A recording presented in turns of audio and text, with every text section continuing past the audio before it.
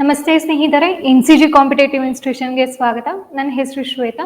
I hope ಎಲ್ಲರೂ ಕೂಡ ಆರಾಮಾಗಿದ್ದೀರಾ ಅಂತ ಭಾವಿಸ್ತಾ ಈ ವಿಡಿಯೋ ಸೆಷನ್ನ ಶುರು ಮಾಡೋಣ. PSI ಟ್ರಾನ್ಸ್ಲೇಷನ್ ರಿಲೇಟೆಡ್ ನಾವು ಆಲ್ರೆಡಿ 2 ವಿಡಿಯೋ ಮಾಡಿದ್ದೀವಿ ಅಲ್ವಾ? ಯಾವ್ದ್ಯಾವುದು, ಒಂದು ವೊಕ್ಯಾಬ್ಯುಲರಿದು ಮತ್ತೆ ಇನ್ನೊಂದು ಗ್ರಾಮರ್ದು. ಇವಾಗ ನಮಗೆ ಟ್ರಾನ್ಸ್ಲೇಷನ್ ಮಾಡಬೇಕು ಅಂತ ಅಂದ್ರೆ ಅದು ಇಂಗ್ಲಿಷ್ ಟು ಕನ್ನಡನಾದ್ರೂ ಆಗಿರ್ಬೋದು ಅಥವಾ ಕನ್ನಡ ಟು ಇಂಗ್ಲಿಷ್ ಆದ್ರೂ ಆಗಿರ್ಬೋದು. ನಮಗೆ ಏನ್ ಮೇಜರ್ ಆಗಬೇಕಾಗತ್ತೆ? ಒಂದು ವೊಕ್ಯಾಬ್ಯುಲರಿ ಮತ್ತೆ ಇನ್ನೊಂದು ಗ್ರಾಮರ್, ಹೌದಲ್ವಾ? ಸೊ ಆಲ್ರೆಡಿ ನಾವು ವೊಕ್ಯಾಬ್ಯುಲರಿ ಮೇಲೆ ಒಂದು ಮತ್ತೆ ಗ್ರಾಮರ್ ಮೇಲೆ ಒಂದು ಎರಡೂ ಕೂಡ ವಿಡಿಯೋ ಮಾಡಿದೀವಿ. ಯಾರ್ಯಾರು ಆ ವಿಡಿಯೋಸ್ಗಳನ್ನ ನೋಡಿಲ್ಲ, ಈ ವಿಡಿಯೋ ಡಿಸ್ಕ್ರಿಪ್ಷನ್ ಬಾಕ್ಸ್ ಅಲ್ಲಿ ನಿಮ್ಗೆ ಆ ವಿಡಿಯೋಸ್ಗಳದ್ದು ಲಿಂಕ್ ಬರುತ್ತೆ, ಅದನ್ನ ತಪ್ಪದೆ ನೋಡ್ರಿ, ಓಕೆನಾ? ಸೊ ಈ ವಿಡಿಯೋ ಸೆಷನ್ ಅಲ್ಲಿ ನಾನು ಏನ್ ಡಿಸ್ಕಸ್ ಮಾಡ್ತಿದ್ದೀನಿ ಅಂತ ಅಂದ್ರೆ, ಒಂದು ವೊಕ್ಯಾಬ್ಯುಲರಿ ಇರ್ಬೋದು ಮತ್ತೆ ಗ್ರಾಮರ್ ಎರಡೂ ಕೂಡ ಕಂಬೈನ್ ಮಾಡಿಕೊಂಡು ಎಫೆಕ್ಟಿವ್ ಆಗಿ ಹೇಗೆ ಟ್ರಾನ್ಸ್ಲೇಷನ್ ಮಾಡೋದು ಅನ್ನೋದನ್ನ ನಾನು ಈ ವಿಡಿಯೋ ಮುಖಾಂತರ ತಿಳಿಸ್ಕೊಡ್ತಿದ್ದೀನಿ. ಅದು ನಿಮಗೆ ಕನ್ನಡ ಟು ಇಂಗ್ಲಿಷ್ ಮತ್ತೆ ಇಂಗ್ಲಿಷ್ ಟು ಕನ್ನಡ ಎರಡೂ ಕೂಡ ನಾನು ಇಲ್ಲಿ ಡಿಸ್ಕಸ್ ಮಾಡ್ತಿದ್ದೀನಿ. ಒಂದು ಟ್ರಾನ್ಸ್ಲೇಷನ್ ಮಾಡಬೇಕು ಅಂದ್ರೆ ನಮ್ಗೆ ಏನೇನು ಮುಖ್ಯ ಆಗ್ತಾ ಹೋಗುತ್ತೆ ಅಂದ್ರೆ, ಒಂದು ವೊಕ್ಯಾಬ್ಯುಲರಿ ಪಾಯಿಂಟ್ ಆಫ್ ವ್ಯೂ ಇಂದನಾದ್ರೂ ಆಗಿರ್ಬೋದು ಮತ್ತೆ ಗ್ರಾಮರ್ ಪಾಯಿಂಟ್ ಆಫ್ ವ್ಯೂ ಇಂದನಾದ್ರೂ ಆಗಿರ್ಬೋದು. ಅದ್ರ ಜೊತೆಗೆ ಇನ್ನೂ ಎಕ್ಸ್ಟ್ರಾ ಕೂಡ ಈ ವಿಡಿಯೋ ಸೆಷನ್ ಅಲ್ಲಿ ನಾವು ಕಲಿತಾ ಹೋಗ್ತೀವಿ. ಸೊ ಹಾಗಾದ್ರೆ ನಾನು ಈ ವಿಡಿಯೋದಲ್ಲಿ ಏನೇನ್ ಡಿಸ್ಕಸ್ ಮಾಡ್ತಿದ್ದೀನಪ್ಪ ಅಂತ ಅಂದ್ರೆ, ಇಷ್ಟು ಕೂಡ for example 6 steps to translate effectively. ಓಕೆನಾ? ನಾವು ಒಂದು ಭಾಷೆಯಿಂದ ಇನ್ನೊಂದು ಭಾಷೆಗೆ ಟ್ರಾನ್ಸ್ಲೇಟ್ ಮಾಡಬೇಕು ಅಂದಾಗ ನಾವು 6 ಸ್ಟೆಪ್ಸ್ನ ನಾವು ಫಾಲೋ ಮಾಡಬೇಕಾಗತ್ತೆ. ಯಾವುದು ಆ 6 ಸ್ಟೆಪ್ಸ್ ನಾನು ಈ ವಿಡಿಯೋದಲ್ಲಿ ತಿಳಿಸ್ಕೊಡ್ತಿದ್ದೆ. ನೆಕ್ಸ್ಟ್ ಗ್ರಾಮರ್ ಬಂತು ಅಂದಾಗ ನಮ್ಮ ಫೋಕಸ್ ಏರಿಯಾಸ್ಗಳು ಯಾವ್ದ್ಯಾವ್ದು ಇರಬೇಕು. ನಾವೇನಾದ್ರೂ ಇಂಗ್ಲಿಷ್ ಗ್ರಾಮರ್ಗೆ ಅಂತ ಪ್ರಿಪೇರ್ ಆಗ್ತಿತ್ತು ಅಂದಾಗ ಎಲ್ಲಾನು ಕಲಿಯೋ ನೆಸೆಸಿಟಿ ಇದೆ.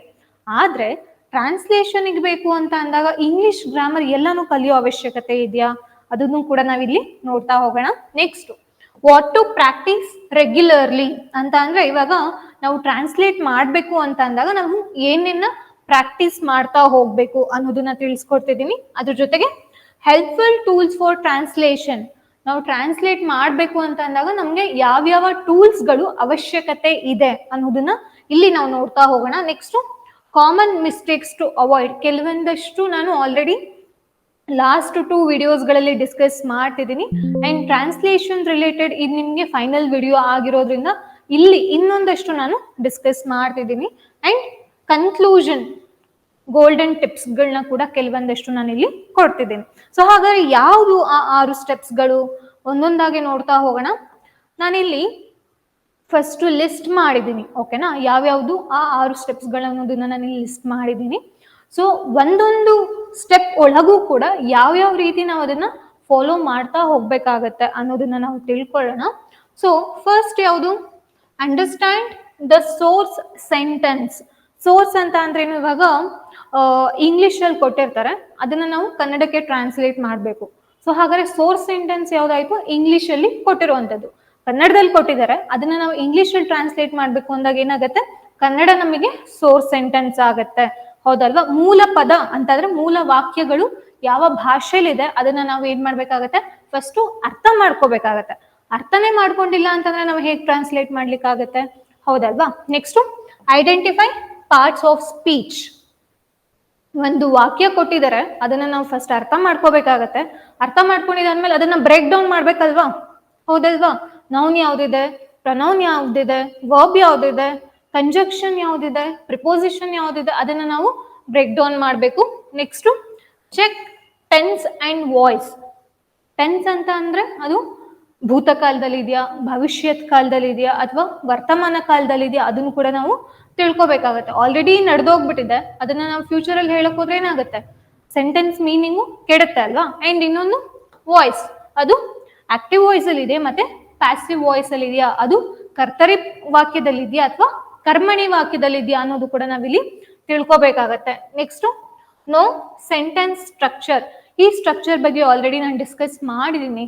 ಅಂದ್ರೆ ಇಂಗ್ಲಿಷ್ ಭಾಷೆ ಇತ್ತು ಅಂದಾಗ ಅಲ್ಲಿ ಯಾವ ರೀತಿ ಸ್ಟ್ರಕ್ಚರ್ ಇರುತ್ತೆ ಸೆಂಟೆನ್ಸ್ದು, ಅಂಡ್ ಕನ್ನಡ ಮಾಡ್ತೀವಿ ಅಂತ ಅಂದಾಗ ಆ ಸೆಂಟೆನ್ಸ್ ಸ್ಟ್ರಕ್ಚರ್ ಏನಿರುತ್ತೆ ಅದೇ ಫಾಲೋ ಮಾಡ್ಬೇಕಾಗತ್ತೆ. ಇಲ್ಲ ಅಂತಂದ್ರೆ ಆ ಸೆಂಟೆನ್ಸ್ಗೆ ನಮ್ಗೆ ಮೀನಿಂಗು ಸಿಗೋದಿಲ್ಲ. ನೆಕ್ಸ್ಟ್, ಟ್ರಾನ್ಸ್ಲೇಟ್ ಕಂಟೆಕ್ಸ್ಚುಯಲಿ ಅಂತ ಇದೆ. ಇಲ್ಲಿವರೆಗೂ ಏನಾಗುತ್ತೆ ನಿಮಗೆ ಅಂತ ಅಂದ್ರೆ, ಒಂದು ಟ್ರಾನ್ಸ್ಲೇಷನ್ ಮಾಡ್ತೀರಾ, ನಿಮಗೆ ಏನು ಗ್ರಾಮರ್ ಗೊತ್ತಿದೆಯೋ ನಿಮಗೇನು ಆ ಅರಿವು ಇದೆ ಅಲ್ವಾ, ಸೊ ಟ್ರಾನ್ಸ್ಲೇಟ್ ಮಾಡ್ಲಿಕ್ಕೋಸ್ಕರ ಅಷ್ಟು ನೀವು ಮಾಡ್ತೀರಾ. ಬಟ್ ಈ ಪಾರ್ಟ್ ಏನಂತ ಅಂದ್ರೆ ಸಂದರ್ಭಕ್ಕೆ ಅನುಗುಣವಾಗಿ ನಾವು ಟ್ರಾನ್ಸ್ಲೇಟ್ ಮಾಡ್ಬೇಕಾಗತ್ತೆ.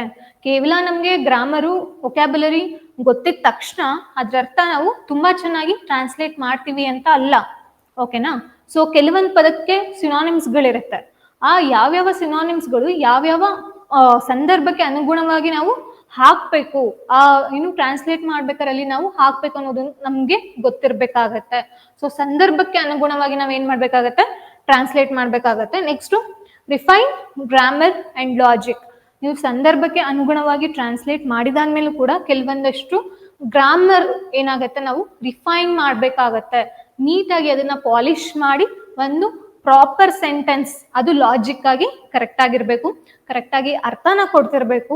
ಅದು ಲಿಟ್ರಲ್ ಟ್ರಾನ್ಸ್ಲೇಷನ್ ಆಗೋದಕ್ಕಿಂತ ಅಂದ್ರೆ ಪದ ಏನಿದೆ ಆ ಪದನೇ ಟ್ರಾನ್ಸ್ಲೇಟ್ ಆಗೋದಕ್ಕಿಂತ ಆ ಎಂಟೈರ್ ಪ್ಯಾಸೇಜ್ ಏನಿದೆ, ಆ ಪ್ಯಾಸೇಜ್ ಏನ್ ಹೇಳಕ್ ಹೊರಟಿದೆ ಅದನ್ನ ನಾವು ಇನ್ನೊಂದು ಭಾಷೆಗೆ ನೀಟಾಗಿ ಟ್ರಾನ್ಸ್ಲೇಟ್ ಮಾಡ್ಬೇಕಾಗತ್ತೆ. And these are very important. ಓಕೆನಾ?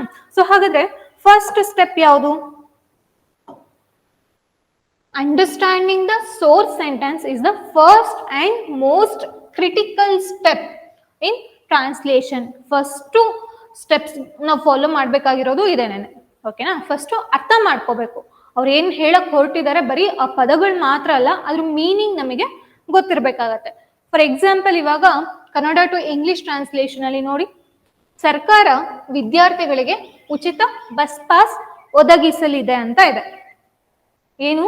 ಸರ್ಕಾರ ಉಚಿತ ಬಸ್ ಪಾಸ್ ಒದಗಿಸಲಿದೆ. ಯಾರಿಗೆ? ವಿದ್ಯಾರ್ಥಿಗಳೇ. ಹೌದಲ್ವಾ? ಸೊ ಇದನ್ನ ನಾವು ಅರ್ಥ ಮಾಡ್ಕೊಳಕ್ ಹೋದ್ರೆ ನೋಡಿ, ಸರ್ಕಾರ ಅನ್ನೋದೇನಾಗತ್ತೆ, ಸಬ್ಜೆಕ್ಟ್ ಆಗತ್ತೆ. ಹೌದಲ್ವಾ? ಸರ್ಕಾರ ಅನ್ನೋದೇನು ಸಬ್ಜೆಕ್ಟ್, ದ ಗವರ್ನಮೆಂಟ್ ಅಂತ ಟ್ರಾನ್ಸ್ಲೇಟ್ ಮಾಡ್ತೀವಿ. ಅದಾಗಿದಾದ್ಮೇಲೆ ವಿದ್ಯಾರ್ಥಿಗಳಿಗೆ, ಯಾರಿಗೆ ಕೊಡ್ತಿರೋದು ಫ್ರೀ ಬಸ್ ಪಾಸು? ವಿದ್ಯಾರ್ಥಿಗಳಿಗೆ, ಫಾರ್ ಸ್ಟೂಡೆಂಟ್ಸ್, ಇಂಡೈರೆಕ್ಟ್ ಆಬ್ಜೆಕ್ಟ್ ಇದು. ನೆಕ್ಸ್ಟ್ ಉಚಿತ bus pass, free bus pass ಕೊಡ್ತಿದೀವಿ, ಅದು ನಿಮ್ಗೆ ಡೈರೆಕ್ಟ್ ಆಬ್ಜೆಕ್ಟ್ ಆಗ್ತಾ ಹೋಗುತ್ತೆ. ಅದಾಗಿದಾದ್ಮೇಲೆ ಒದಗಿಸಲಿದೆ ಅಂತ ಹೇಳ್ತಿದ್ದಾರೆ. ಏನಿದೆ ಅದು? ಫ್ಯೂಚರ್ ಟೆನ್ಸ್ ಅಲ್ವಾ? ನೋಡಿ, ಸರ್ಕಾರ ವಿದ್ಯಾರ್ಥಿಗಳಿಗೆ ಉಚಿತ ಬಸ್ ಪಾಸ್ ಒದಗಿಸಲಿದೆ ಅಂತ ಅಂದ್ರೆ ಅದು ಫ್ಯೂಚರ್ ಅಲ್ಲಿ ಪ್ರೊವೈಡ್ ಮಾಡುತ್ತೆ ಗವರ್ನಮೆಂಟ್ ಅಂತ. ಸೊ ಏನಾಗುತ್ತೆ? ಅದು ವಿಲ್ ಪ್ರೊವೈಡ್ ಆಗುತ್ತೆ. ಫ್ಯೂಚರ್ ಟೆನ್ಸ್ ವರ್ಬ್ ಆಗುತ್ತೆ. ಪ್ರೊವೈಡ್ ಆಗಿದ್ರೆ ಅದು ಬರೀ ಪ್ರೆಸೆಂಟ್ ಟೆನ್ಸ್ ಆಗಿತ್ತು. ವಿಲ್ ಪ್ರೊವೈಡ್ ಆದ್ರೆ ಏನಾಗುತ್ತೆ? ಅದು ನೆಕ್ಸ್ಟ್ ನಮಗೆ ಫ್ಯೂಚರ್ ಟೆನ್ಸ್ ಆಗಿ ವರ್ಕ್ ಆಗುತ್ತೆ. ಸೊ ಹಾಗಾದ್ರೆ ನಾವು ಟ್ರಾನ್ಸ್ಲೇಟ್ ಮಾಡ್ಬೇಕಾದ್ರೆ ಏನ್ ಮಾಡ್ತೀವಿ ನೋಡಿ, ಇಲ್ಲಿ ದ ಗವರ್ನಮೆಂಟ್, ಹೌದಲ್ವಾ? ಸಬ್ಜೆಕ್ಟ್ ಬಂದಿದೆ ಅಲ್ವಾ? Will provide free bus pass to students ಅಂತ ಇದೆ. ಅರ್ಥ ಆಗ್ತಿದ್ಯಾ? ನೋಡಿ, ಇಲ್ಲಿ ಸೆಂಟೆನ್ಸ್ ಸ್ಟ್ರಕ್ಚರ್ ನೋಡಕ್ ಹೋದ್ರೆ ನಾವು ಸರ್ಕಾರ ಅನ್ನೋದೇನಾಗಿದೆ ನಮ್ಗಿಲ್ಲಿ ಸಬ್ಜೆಕ್ಟ್ ಆಗಿದೆ, ವಿದ್ಯಾರ್ಥಿಗಳಿಗೆ ಉಚಿತ ಬಸ್ ಪಾಸ್ ಅನ್ನೋದೇನಾಗಿದೆ ನಮ್ಗಿಲ್ಲಿ ಆಬ್ಜೆಕ್ಟ್ ಆಗಿದೆ, ಒದಗಿಸಲಿದೆ ಅನ್ನೋದೇನಾಗಿದೆ ವರ್ಬ್ ಆಗಿದೆ. ಹೌದಲ್ವಾ? ನಮಗೆ ಕನ್ನಡ ಬಂತು ಅಂದ್ರೆ ಇದೇ ಸ್ಟ್ರಕ್ಚರ್ ಇರುತ್ತೆ, ಸಬ್ಜೆಕ್ಟು ಆಬ್ಜೆಕ್ಟು ವರ್ಬ್ ಇರುತ್ತೆ. ಆದ್ರೆ ನಾವು ಟ್ರಾನ್ಸ್ಲೇಟ್ ಮಾಡ್ಬೇಕಾದ್ರೆ ಹಾಗೆ ಮಾಡ್ಲಿಕ್ಕೆ ಆಗಲ್ಲ. ಹೌದಲ್ವಾ? ಸೊ ನಮಗೆ ಇಂಗ್ಲಿಷ್ದು ಸ್ಟ್ರಕ್ಚರ್, ಸೆಂಟೆನ್ಸ್ ಸ್ಟ್ರಕ್ಚರ್ ಏನಿದೆ, ಸಬ್ಜೆಕ್ಟು ವರ್ಬ್ ಆಬ್ಜೆಕ್ಟ್ ಇದೇ ರೀತಿ ಇರುವಂತದ್ದು. ದ ಗವರ್ನಮೆಂಟ್ ಅನ್ನೋದು ಸಬ್ಜೆಕ್ಟ್ ಆಗುತ್ತೆ, ಫ್ಯೂಚರ್ ಹೇಳ್ತಿರೋದ್ರಿಂದ ವಿಲ್ ಹಾಕೊಂಡಿದೀವಿ.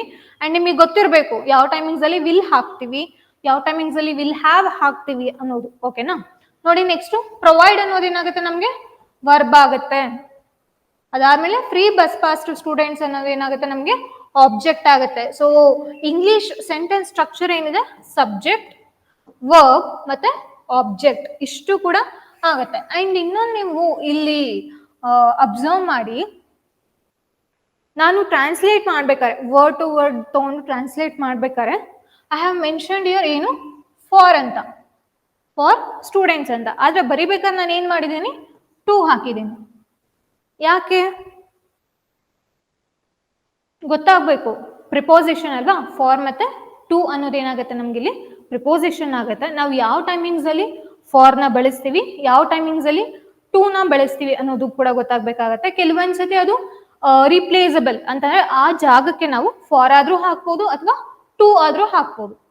ಓಕೆನಾ? ಸೊ ಇಲ್ಲಿ ಯಾಕೆ ನಾನು ಇಲ್ಲಿ ಫಾರ್ ತಗೊಂಡು ಇಲ್ಲಿ ಟು ಹಾಕಿದ್ದೀನಿ, ಇದರ ಮಹತ್ವ ಏನು? ಇನ್ ಕೇಸ್ ಏನಾದ್ರು the government will provide free bus passes for students ಆಗಿದ್ರೆ ಏನಾಗಿರ್ತಿತ್ತು, ಫಾರ್ ಸ್ಟೂಡೆಂಟ್ಸ್ ಆಗಿದ್ರೆ ಏನಾಗ್ತಿತ್ತು, ಟು ಸ್ಟೂಡೆಂಟ್ಸ್ ಆಗಿರೋದಕ್ಕೆ ಏನಾಗಿದೆ ಅನ್ನೋದನ್ನ ನೀವು ಕಮೆಂಟ್ ಸೆಕ್ಷನ್ ಅಲ್ಲಿ ತಿಳಿಸ್ಬೇಕಾಗತ್ತೆ. ಅಂಡ್ ಬೋತ್ ಆರ್ ಕರೆಕ್ಟ್, ಎರಡೂ ಕೂಡ ಕರೆಕ್ಟ್ ಇದೆ.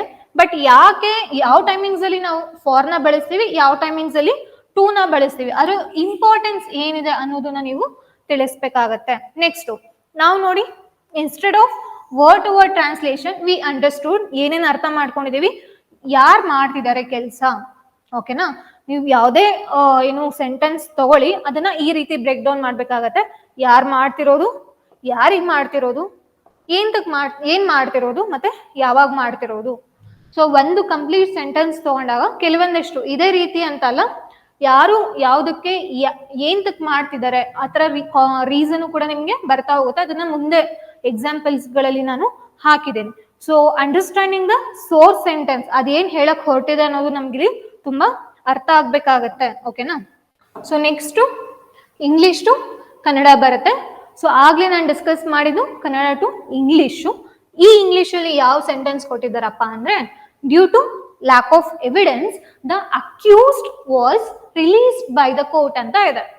ಓಕೆನಾ. ಸೊ ಸಾಕ್ಷ್ಯಾಧಾರಗಳ ಕೊರತೆಯಿಂದ ಕೋರ್ಟು ಆರೋಪಿಯನ್ನ ಬಿಡುಗಡೆ ಮಾಡ್ತು ಅನ್ನೋದನ್ನ ಈ ಇಂಗ್ಲಿಷ್ ಸೆಂಟೆನ್ಸ್ ಆ ಮೀನಿಂಗ್ ನ ಹೇಳ್ತಿರುವಂತದ್ದು. ಸೆಂಟೆನ್ಸ್ ಯಾವ ವಾಯ್ಸ್ ಅಲ್ಲಿ ಇದೆ, ಪ್ಯಾಸಿವ್ ವಾಯ್ಸ್ ಅಲ್ಲಿ ಇದೆ ಅಲ್ವಾ. ನೋಡಿದ ತಕ್ಷಣ ಗೊತ್ತಾಗ್ಬೇಕು, ಇಂಗ್ಲಿಷ್ ಗ್ರಾಮರ್ ತುಂಬಾ ನಿಮಗೆ ಅವಶ್ಯಕತೆ ಇದೆ ಈ ಕೆಲವೊಂದಷ್ಟು ಟಾಪಿಕ್ಸ್ ಗಳಲ್ಲಿ. ಓಕೆನಾ. ದ ಕೋರ್ಟ್, ಇನ್ ಕೇಸ್ ನಾನೇನಾದ್ರು ಇದನ್ನ ಆಕ್ಟಿವ್ ವಾಯ್ಸ್ ಕನ್ವರ್ಟ್ ಮಾಡಿದ್ರೆ, ದ ಕೋರ್ಟ್ ಏಜೆಂಟು ಸ್ಟಾರ್ಟಿಂಗ್ ಅಲ್ಲಿ ಬರುತ್ತೆ. ದ ಕೋರ್ಟ್ ರಿಲೀಸ್ಡ್, ಯಾರನ್ನ ರಿಲೀಸ್ ಮಾಡ್ತು, ದ ಅಕ್ಯೂಸ್ಡ್, ಹೌದಲ್ವಾ, ಆರೋಪಿನ ರಿಲೀಸ್ ಮಾಡ್ತು. The court release the accused due to lack of evidence. ಓಕೆನಾ, ಈ ತರ ಬರ್ತಾ ಹೋಗುತ್ತೆ. ಆದ್ರೆ ಟ್ರಾನ್ಸ್ಲೇಷನ್ ನೋಡಿ, ಒಂದು ಇದನ್ನ ನಾನು ಹೇಳ್ತೇನೆ. ಓಕೆನಾ, ಅಲ್ಲಿಂದ ಅಲ್ಲಿಗೆ ಏನ್ ಟ್ರಾನ್ಸ್ಲೇಷನ್ ಇದೆ ಹೇಳ್ತೇನೆ. ನಾನು ಹೀಗ್ ಟ್ರಾನ್ಸ್ಲೇಷನ್ ಮಾಡಿದ್ದೀನಿ ಅಂತ ಅಂದ್ರೆ, ಈ ಸೆಂಟೆನ್ಸ್ ಪ್ಯಾಸಿವ್ ವಾಯ್ಸ್ ಅಲ್ಲಿ ಇದೆ. ಪ್ಯಾಸಿವ್ ವಾಯ್ಸ್ ಅಲ್ಲಿ ನಾನು ಕನ್ನಡ ಟ್ರಾನ್ಸ್ಲೇಷನ್ ಮಾಡಿದ್ದೀನಿ. ಸಾಕ್ಷ್ಯಗಳ ಕೊರತೆಯಿಂದ ಅಥವಾ ಸಾಕ್ಷ್ಯಾಧಾರಗಳಂತಾನು ತಗೊಳ್ಬಹುದು.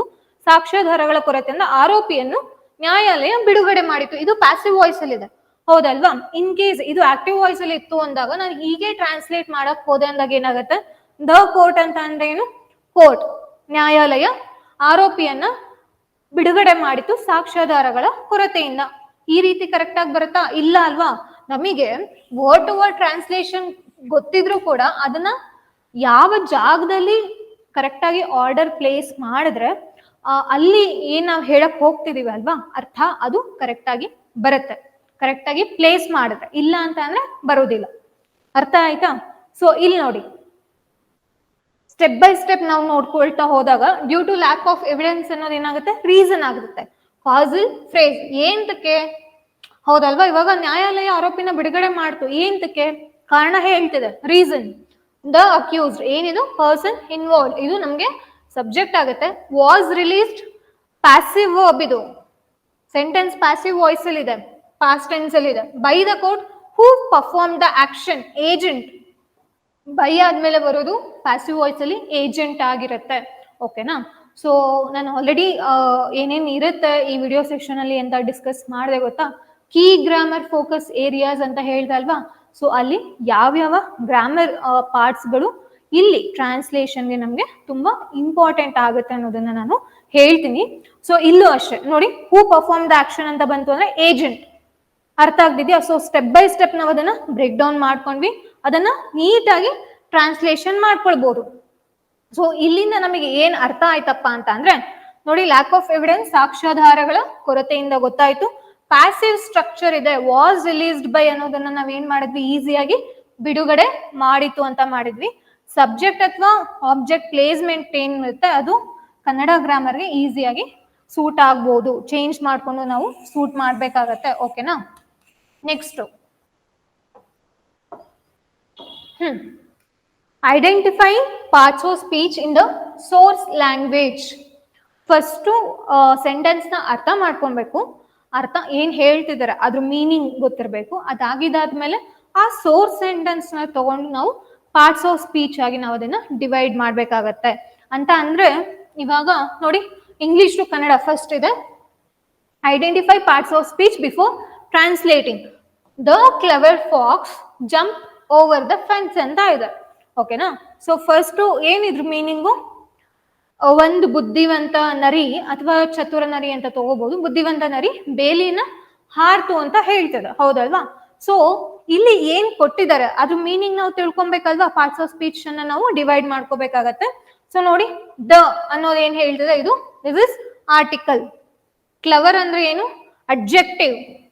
ಅಂಡ್ ಮೇಜರ್ ಆಗಿ ಪಾರ್ಟ್ಸ್ ಆಫ್ ಸ್ಪೀಚ್ ಅಲ್ಲಿ ನೀವು ಓದ್ಬೇಕಾದ್ರೆ ಓದ್ತೀರಾ, ಅಡ್ಜೆಕ್ಟಿವ್ ಮತ್ತೆ ಅಡ್ವರ್ಬ್ಗೆ ಡಿಫ್ರೆನ್ಸ್ ಗೊತ್ತಿರ್ಬೇಕಾಗತ್ತೆ.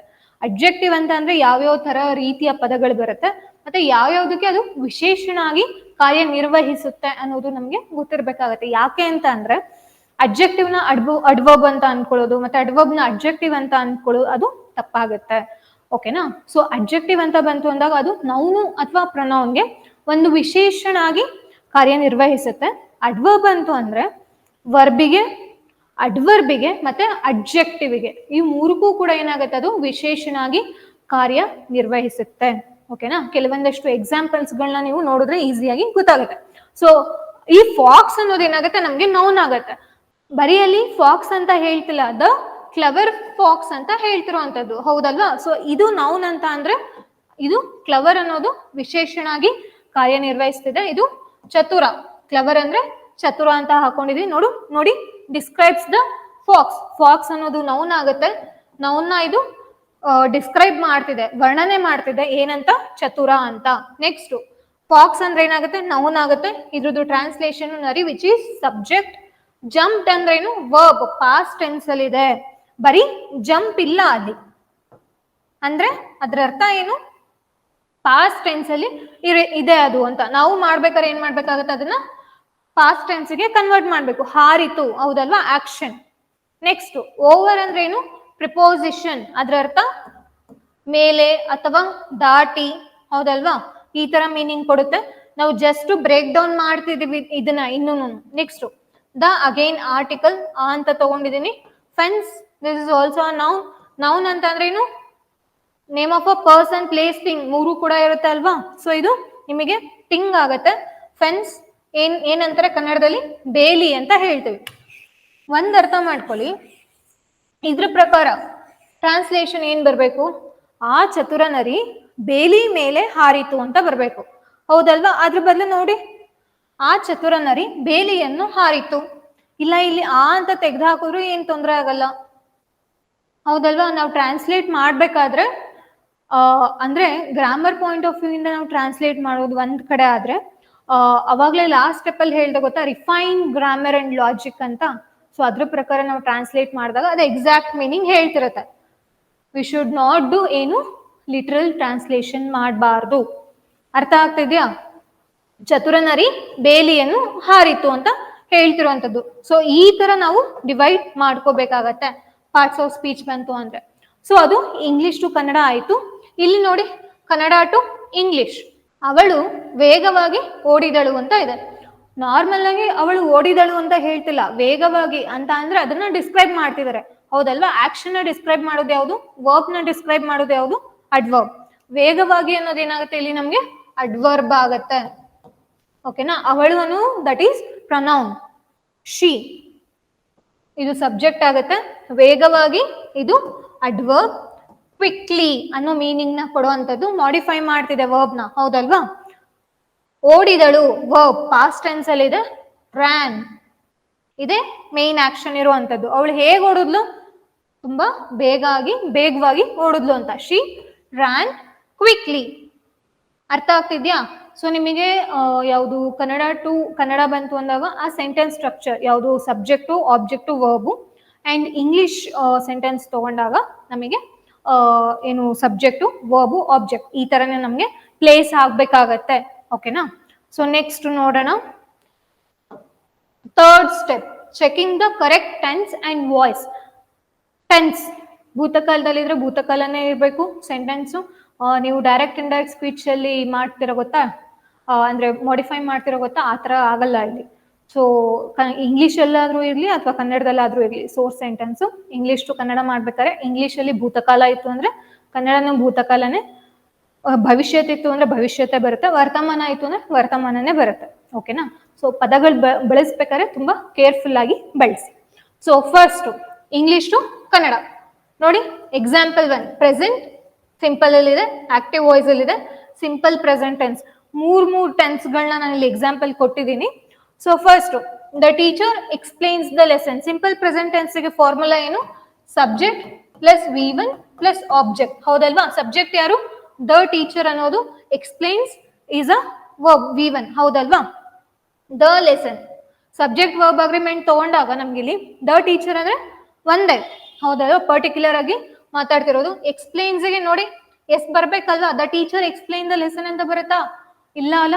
ಸೊ ವರ್ಬ್ ಗೆ ಯಾವಾಗ ಎಸ್ ಆಡ್ ಆನ್ ಆಗುತ್ತೆ ಅದು ಅವಾಗ ಸಿಂಗ್ಯುಲರ್ ಆಗುತ್ತೆ. ನೌನಿಗೆ ಆಡ್ ಆನ್ ಆದಾಗ ಅದೇನಾಗುತ್ತೆ? ಪ್ಲೂರಲ್ ಆಗುತ್ತೆ.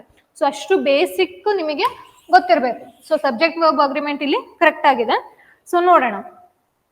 ಇಲ್ಲಿ the teacher explains the lesson, subject ಇದೆ, ವರ್ಬ್ ಕರೆಕ್ಟ್ ಆಗಿದೆ ಅಂಡ್ ಆಬ್ಜೆಕ್ಟ್ ಇದೆ.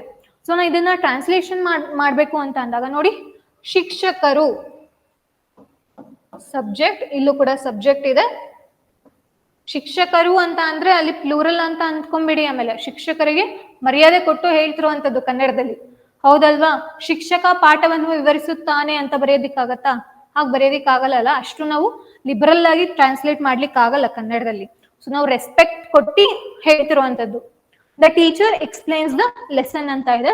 ಸೊ ನೋಡಿ, ಎಕ್ಸ್ಪ್ಲೈನ್ಸ್ ಅನ್ನೋದು ನಮ್ಗೆ ವರ್ಬ್, ಬಟ್ ಅಲ್ಲಿ ನಮಗೆ ಬಂದಿರೋದಲ್ಲಿ ಕನ್ನಡದಲ್ಲಿ ಲಾಸ್ಟಿಗೆ ಪಾಠವನ್ನು, ದ ಲೆಸನ್ ಅನ್ನೋದು ಏನಾಗಿದೆ? ಆಬ್ಜೆಕ್ಟ್ ಆಗಿದೆ ಇಲ್ಲಿ. ಓಕೆನಾ? ಕರ್ತೃ ಕರ್ಮ ಕ್ರಿಯಾ ಕನ್ನಡದಲ್ಲಿ, ಆದ್ರೆ ಇಂಗ್ಲಿಷಿಗೆ ತಗೊಂಡಾಗ ಅದು ಕರ್ತೃ ಕ್ರಿಯಾ ಕರ್ಮ ಈ ತರ ಬರ್ತಾ ಹೋಗುತ್ತೆ. ಸೊ ನೆಕ್ಸ್ಟ್ ಇಲ್ಲಿ ಹೇಳಕ್ ಹೊರಟಾಗ ನೋಡಿ, ಸೆಂಟೆನ್ಸು ಸಿಂಪಲ್ ಪ್ರೆಸೆಂಟ್ ಟೆನ್ಸ್ ಅಲ್ಲಿ ಇದೆ. ನಾನು ಕೂಡ ಟ್ರಾನ್ಸ್ಲೇಷನ್ ಮಾಡ್ಬೇಕಾದ್ರೆ ಅದನ್ನ ಸಿಂಪಲ್ ಪ್ರೆಸೆಂಟ್ ಟೆನ್ಸ್ ಅಲ್ಲೇ ಮಾಡಿರುವಂತದ್ದು. ಸೊ ಎಕ್ಸ್ಪ್ಲೈನ್ಸ್ ಅನ್ನೋದು ಏನಾಗಿದೆ? ಸಿಂಪಲ್ ಪ್ರೆಸೆಂಟ್ ಅಲ್ಲಿ ಇರೋದ್ರಿಂದ ನಾವು ಪ್ರೆಸೆಂಟ್ ಟೆನ್ಸ್, ಫಾರ್ ಎಕ್ಸಾಂಪಲ್ ಅದು ವಿವರಿಸುತ್ತಾರೆ ಅಂತ ಬಂದಿದೆ. ಓಕೆನಾ?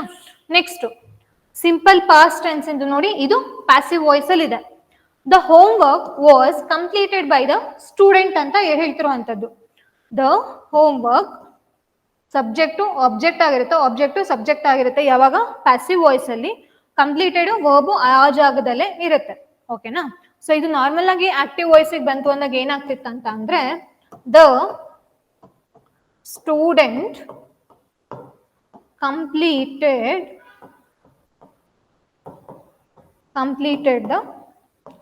ಇದಲ್ಲ ದ ಹೋಮ್ವರ್ಕ್ ಈ ತರ ಆಗ್ತಿತ್ತು. ಏನಿದೆ? ಸಿಂಪಲ್ ಪಾಸ್ಟ್ ಟೆನ್ಸ್ ಗೆ formula subject plus V2 plus object. ಓಕೆನಾ? ಸೊ ಇಲ್ಲಿ ನೋಡಿ, ಇದನ್ನ ಟ್ರಾನ್ಸ್ಲೇಟ್ ಮಾಡ್ಬೇಕು ಅಂತ ಅಂದಾಗ ವಿದ್ಯಾರ್ಥಿಯಿಂದ ಮನೆ ಕೆಲಸವು ಮಾಡಲ್ಪಟ್ಟಿತು ಅಂತ ಟ್ರಾನ್ಸ್ಲೇಟ್ ಆಗತ್ತೆ. ಆದ್ರೆ ಅದು ಕರೆಕ್ಟ್ ಆಗಿ ಫೀಲ್ ಆಗುತ್ತಾ ನಮ್ಗೆ ಟ್ರಾನ್ಸ್ಲೇಟ್ ಆಗಿದೆ ಕರೆಕ್ಟ್ ಆಗಿ ಅಂತ? ಇಲ್ಲ ಅಲ್ಲ. ಇಂಗ್ಲಿಷ್ ಅಲ್ಲಿ ಪ್ಯಾಸಿವ್ ವಾಯ್ಸ್ ಇದ್ದಿದ ತಕ್ಷಣ ನಾವು ಕೂಡ ಕನ್ನಡದಲ್ಲಿ ಅದನ್ನ ಕರ್ಮಣಿ ವಾಕ್ಯಕ್ಕೆ ಟ್ರಾನ್ಸ್ಲೇಟ್ ಮಾಡ್ಬೇಕು ಅಂತ ಅರ್ಥ ಅಲ್ಲ.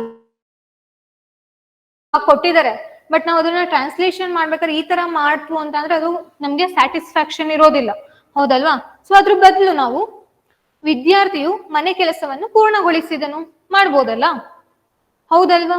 ಸೊ ನಿಮಗೆ ಒಂದು ಹೇಗೆ ಡಿಪೆಂಡ್ ಆಗುತ್ತೆ ಅಂದ್ರೆ, it is not only based on one sentence ಅಲ್ಲ ಅದು. ನಾನಿಲ್ಲಿ ನಿಮ್ಗೆ ಎಕ್ಸ್ಪ್ಲೈನ್ ಮಾಡ್ಲಿಕ್ಕೋಸ್ಕರ ಒಂದ್ ಸೆಂಟೆನ್ಸ್ ಕೊಟ್ಟು ಎಕ್ಸ್ಪ್ಲೈನ್ ಮಾಡ್ತಿದ್ದೀನಿ. ಆದ್ರೆ ನಿಮಗೆ ಅಲ್ಲಿ ಟ್ರಾನ್ಸ್ಲೇಷನ್ ಮಾಡ್ಬೇಕಾದ್ರೆ ಏನಾಗುತ್ತೆ? ಪ್ಯಾಸೇಜ್ ಅಲ್ಲಿ ಇರುತ್ತೆ. ಆ ಪ್ಯಾಸೇಜ್ ನ ನೀವು ಅರ್ಥ ಮಾಡ್ಕೊಂಡು ಟ್ರಾನ್ಸ್ಲೇಟ್ ಮಾಡ್ಬೇಕಾದ್ರೆ ಅದು ನಿಮಗೆ ಆಕ್ಟಿವ್ ವಾಯ್ಸ್ ಅಲ್ಲಿ ಇದ್ರೆ ಬೆಟರಾ ಅಥವಾ ಪ್ಯಾಸಿವ್ ವಾಯ್ಸ್ ಅಲ್ಲಿ ಇದ್ರೆ ಬೆಟರಾ ಅದನ್ನ ನೋಡ್ಕೊಂಡು ನೀವು ಟ್ರಾನ್ಸ್ಲೇಟ್ ಮಾಡ್ಬೇಕಾಗತ್ತೆ. ನಾನು ಆಲ್ರೆಡಿ ಹೇಳ್ದಂಗೆ ವಿ ಶುಡ್ ನಾಟ್ ಡೂ ಏನು ಲಿಟರಲ್ ಟ್ರಾನ್ಸ್ಲೇಷನ್ ಮಾಡಬಾರ್ದು. ಆ ಮೀನಿಂಗ್ ಏನ್ ಹೇಳ್ತಿದೆ ಅದನ್ನ ನಾವು ಟ್ರಾನ್ಸ್ಲೇಟ್ ಮಾಡಿದ್ರೆ ತುಂಬಾ ಬ್ಯೂಟಿಫುಲ್ ಆಗಿ ಟ್ರಾನ್ಸ್ಲೇಟ್ ಆಗತ್ತೆ. ಓಕೆನಾ?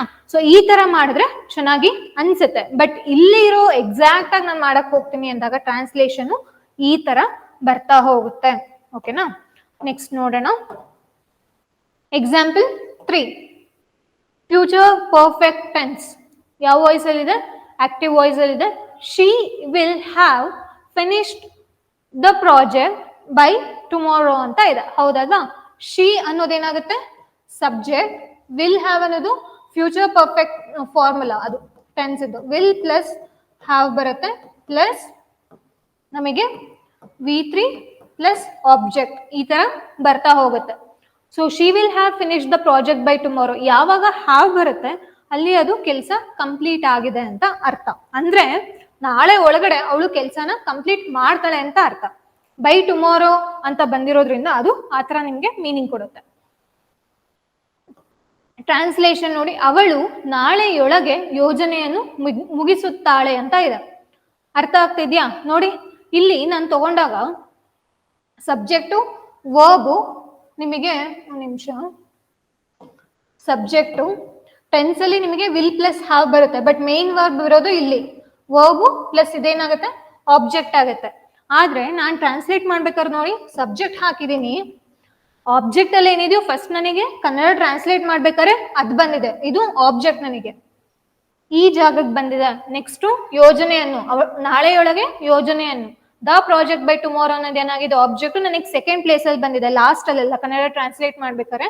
ಅದಾಗಿದ್ದಾದ್ಮೇಲೆ ಮುಗಿಸುತ್ತಾಳೆ, ಕನ್ನಡದಲ್ಲಿ ಹೌದಲ್ವಾ, ಕನ್ನಡ ಗ್ರಾಮರ್ ನೀವು ಕರೆಕ್ಟ್ ಆಗಿ ಕಲ್ತಿದ್ರಿ ಅಂತಂದ್ರೆ ಉತ್ತ ಅಂತ ಬರುತ್ತೆ. ಉತ್ತ ಅಂತ ಅಂದಾಗ ಅದು ಫ್ಯೂಚರ್ ಅಲ್ಲಿ ನಾವು ರೆಫರ್ ಮಾಡುವಂತದ್ದು. ಮುಗಿಸುತ್ತಾಳೆ ಅನ್ನೋದೇನಾಗುತ್ತೆ ಕಂಪ್ಲೀಟ್ ಮಾಡ್ತಾಳೆ ಅನ್ನೋ ಒಂದು ಪರ್ಫೆಕ್ಟ್ ಆಗಿ ನಾವು ಹೇಳುವಂತದ್ದು. ಸೊ ಫ್ಯೂಚರ್ ಪರ್ಫೆಕ್ಟ್ ಟೆನ್ಸ್ಗೆ ನಾವು ಟ್ರಾನ್ಸ್ಲೇಟ್ ಮಾಡಿದಾಗ ಈ ತರ ಬರ್ತಾ ಹೋಗುತ್ತೆ. So next Kannada to English ತಗೊಂಡಾಗ ನೋಡಿ ಸೆಂಟೆನ್ಸ್ ಪ್ರೆಸೆಂಟ್ ಕಂಟಿನ್ಯೂಸ್ ಅಲ್ಲಿ ಇದೆ, ಆಕ್ಟಿವ್ ವಾಯ್ಸ್ ಅಲ್ಲಿ ಇದೆ. ಅವನು ಪುಸ್ತಕ ಓದುತ್ತಿದ್ದಾನೆ, ಇಲ್ಲ ಅವನು ಪುಸ್ತಕವನ್ನು ಓದುತ್ತಿದ್ದಾನೆ, ಈ ತರನಾದ್ರೂ ಇರ್ಬೋದು ಸೆಂಟೆನ್ಸ್. ಟ್ರಾನ್ಸ್ಲೇಷನ್ ತಗೊಂಡಾಗ ನಮಗೆ ಫಸ್ಟ್ ಏನು, ಅವನು ಸಬ್ಜೆಕ್ಟು, ಆಬ್ಜೆಕ್ಟು, ಓದುತ್ತಿದ್ದಾನೆ ING ಫಾರ್ಮ್ ಅಲ್ಲಿ ಇದೆ, ಹೌದಲ್ವಾ, ಕರ್ತೃ ಕರ್ಮ ಕ್ರಿಯಾ. ನಾನು ಇಲ್ಲಿ ತಗೊಂಡಾಗ ಹಿ ಅನ್ನೋದು ಸಬ್ಜೆಕ್ಟ್ ನನಗೆ ಹಾಗೆ ರೀಪ್ಲೇಸ್ ಆಗುತ್ತೆ, ಈಸ್ ಅನ್ನೋದು ನಂಗೆ helping verb V1 plus ING. ಇಲ್ಲಿ ಈಸ್ ಅಥವಾ ಆರ್ ಬರುತ್ತೆ ನಮಗೆ formal. Actually present continuous tense ಅಲ್ಲಿ ಮಾತಾಡ್ಬೇಕಾದ್ರೆ ಈಸ್ ಅಥವಾ are plus ING plus object, V1 plus ING plus object, ಈ ತರನೇ ಬರುವಂತದ್ದು. ಓಕೆನಾ? ಓದುತ್ತಿದ್ದಾನೆ, it is in continuous form. So we have taken, ಏನ್ ತಗೊಂಡಿದ್ದೀವಿ ನಾವು, ಕಂಟಿನ್ಯೂಸ್ ತಗೊಂಡಿದ್ದೀವಿ. ಈಸ್ ರೀಡಿಂಗ್ ಅಂತ ತಗೊಂಡಿರುವಂತದ್ದು. ಸೆಂಟೆನ್ಸ್ ಪ್ರೆಸೆಂಟ್ ಅಲ್ಲಿ ಇದೆ ಅಲ್ವಾ, ಓದುತ್ತಿದ್ದಾನೆ ಅಂತಂದ್ರೆ ಇವಾಗ ಓದ್ತಿದ್ದಾನೆ ಅಂತ ಅರ್ಥ. ಇವಾಗ ಓದ್ತಿದ್ದಾನೆ ಅಂತಂದ್ರೆ ಅದ್ರ ಅರ್ಥ ಏನು, ಪ್ರೆಸೆಂಟ್ ಅಲ್ಲಿ ಇದೆ, ಮತ್ತೆ ಆಕ್ಷನ್ ಕಂಟಿನ್ಯೂಸ್ ಆಗಿದೆ. ಅರ್ಥ ಆಗ್ತಿದ್ಯಾ? ಸೊ ಅದಕ್ಕೆ ನಾನು ಪ್ರೆಸೆಂಟ್ ಕಂಟಿನ್ಯೂಸ್ ಟೆನ್ಸ್ ಅಲ್ಲಿ ತಗೊಂಡಿದ್ದೀನಿ. ಪ್ರೆಸೆಂಟ್ ಕಂಟಿನ್ಯೂಸ್ ಟೆನ್ಸ್ ಅಲ್ಲಿ ತಗೊಂಡಾಗ ಸಬ್ಜೆಕ್ಟು ಈಸ್ ಅಥವಾ ಆರ್ ಬರಬೇಕು. ಅದಾಗಿದ್ದಾದ್ಮೇಲೆ V1 plus ING plus object, ಇದು ಫಾರ್ಮುಲಾ ಇರುತ್ತೆ ಪ್ರೆಸೆಂಟ್ ಕಂಟಿನ್ಯೂಸ್ ಟೆನ್ಸ್ಗೆ. ಸೊ ನಾನು ಹಾಗೆ ಅದನ್ನ ರೀಪ್ಲೇಸ್ ಮಾಡಿದ್ದೀನಿ. ಸಬ್ಜೆಕ್ಟ್ ಅನ್ನೋದು ಹಿ, ಪ್ರೊನೌನ್ ಅದು ಅವನು ಅನ್ನೋದಕ್ಕೆ ಹಿ ಟ್ರಾನ್ಸ್ಲೇಟ್ ಆಗಿದೆ. ಅದಾಗಿದ್ದಾದ್ಮೇಲೆ ಈಸ್ ಬಂದಿದ್ಯಾ, ಸಬ್ಜೆಕ್ಟು ಸಿಂಗ್ಯುಲರ್ ಇದೆ, ಅದಕ್ಕೆ ನಾನು ಈಸ್ ತಗೊಂಡಿದ್ದೀನಿ. ಇನ್ ಕೇಸ್ ದೇ ಅಂತ ಇತ್ತು ಅಂದ್ರೆ ನಾನು ಪ್ಲೂರಲ್ ತಗೊಂತಿದ್ದೆ. ದೇ ಅಂದ್ರೆ ಅವರು ಆಗತ್ತೆ, ಅವರು ಅಂತ ಅಂದಾಗ ಏನಾಗುತ್ತೆ ಸಬ್ಜೆಕ್ಟ್ ಪ್ಲೂರಲ್ ಆಗತ್ತೆ. ಸೊ ನನ್ನ ವರ್ಬ್ ಕೂಡ ಸಬ್ಜೆಕ್ಟ್ ನ ವರ್ಬ್ ಮ್ಯಾಚ್ ಮಾಡ್ಬೇಕಲ್ವಾ, ಅದೇ ಅಲ್ವಾ ಸಬ್ಜೆಕ್ಟ್ ವರ್ಬ್ ಅಗ್ರಿಮೆಂಟು. ಏನ್ ಹೇಳುತ್ತೆ subject verb agreement, subject singular ಆಗಿತ್ತು ಅಂದ್ರೆ ವರ್ಬ್ ಕೂಡ ಸಿಂಗ್ಯುಲರ್ ಆಗಿರ್ಬೇಕು, ಸಬ್ಜೆಕ್ಟ್ ಪ್ಲೂರಲ್ ಇತ್ತು ಅಂದ್ರೆ ವರ್ಬ್ ಕೂಡ ಪ್ಲೂರಲ್ ಆಗಿರ್ಬೇಕು. ಆದ್ರೆ ಕೆಲವೊಂದಷ್ಟು ಎಕ್ಸೆಪ್ಷನ್ಸ್ ಇದೆ, ಆ ಎಕ್ಸೆಪ್ಷನ್ಸ್ ನಿಮ್ಗೆ ಟ್ರಾನ್ಸ್ಲೇಟ್ ಮಾಡ್ಬೇಕಾದ್ರೆ ಬರೋದಿಲ್ಲ. ನೀವು ಯಾವಾಗ ಪ್ಯೂರ್ ಇಂಗ್ಲಿಷ್ ಗ್ರಾಮರ್ ಓದ್ತಿರೋ ಗೊತ್ತಾ ಕಮ್ಯುನಿಕೇಶನ್ ಪೇಪರ್ಗೆ, ಅವಾಗ ಅವಶ್ಯಕತೆ ಇರುತ್ತೆ.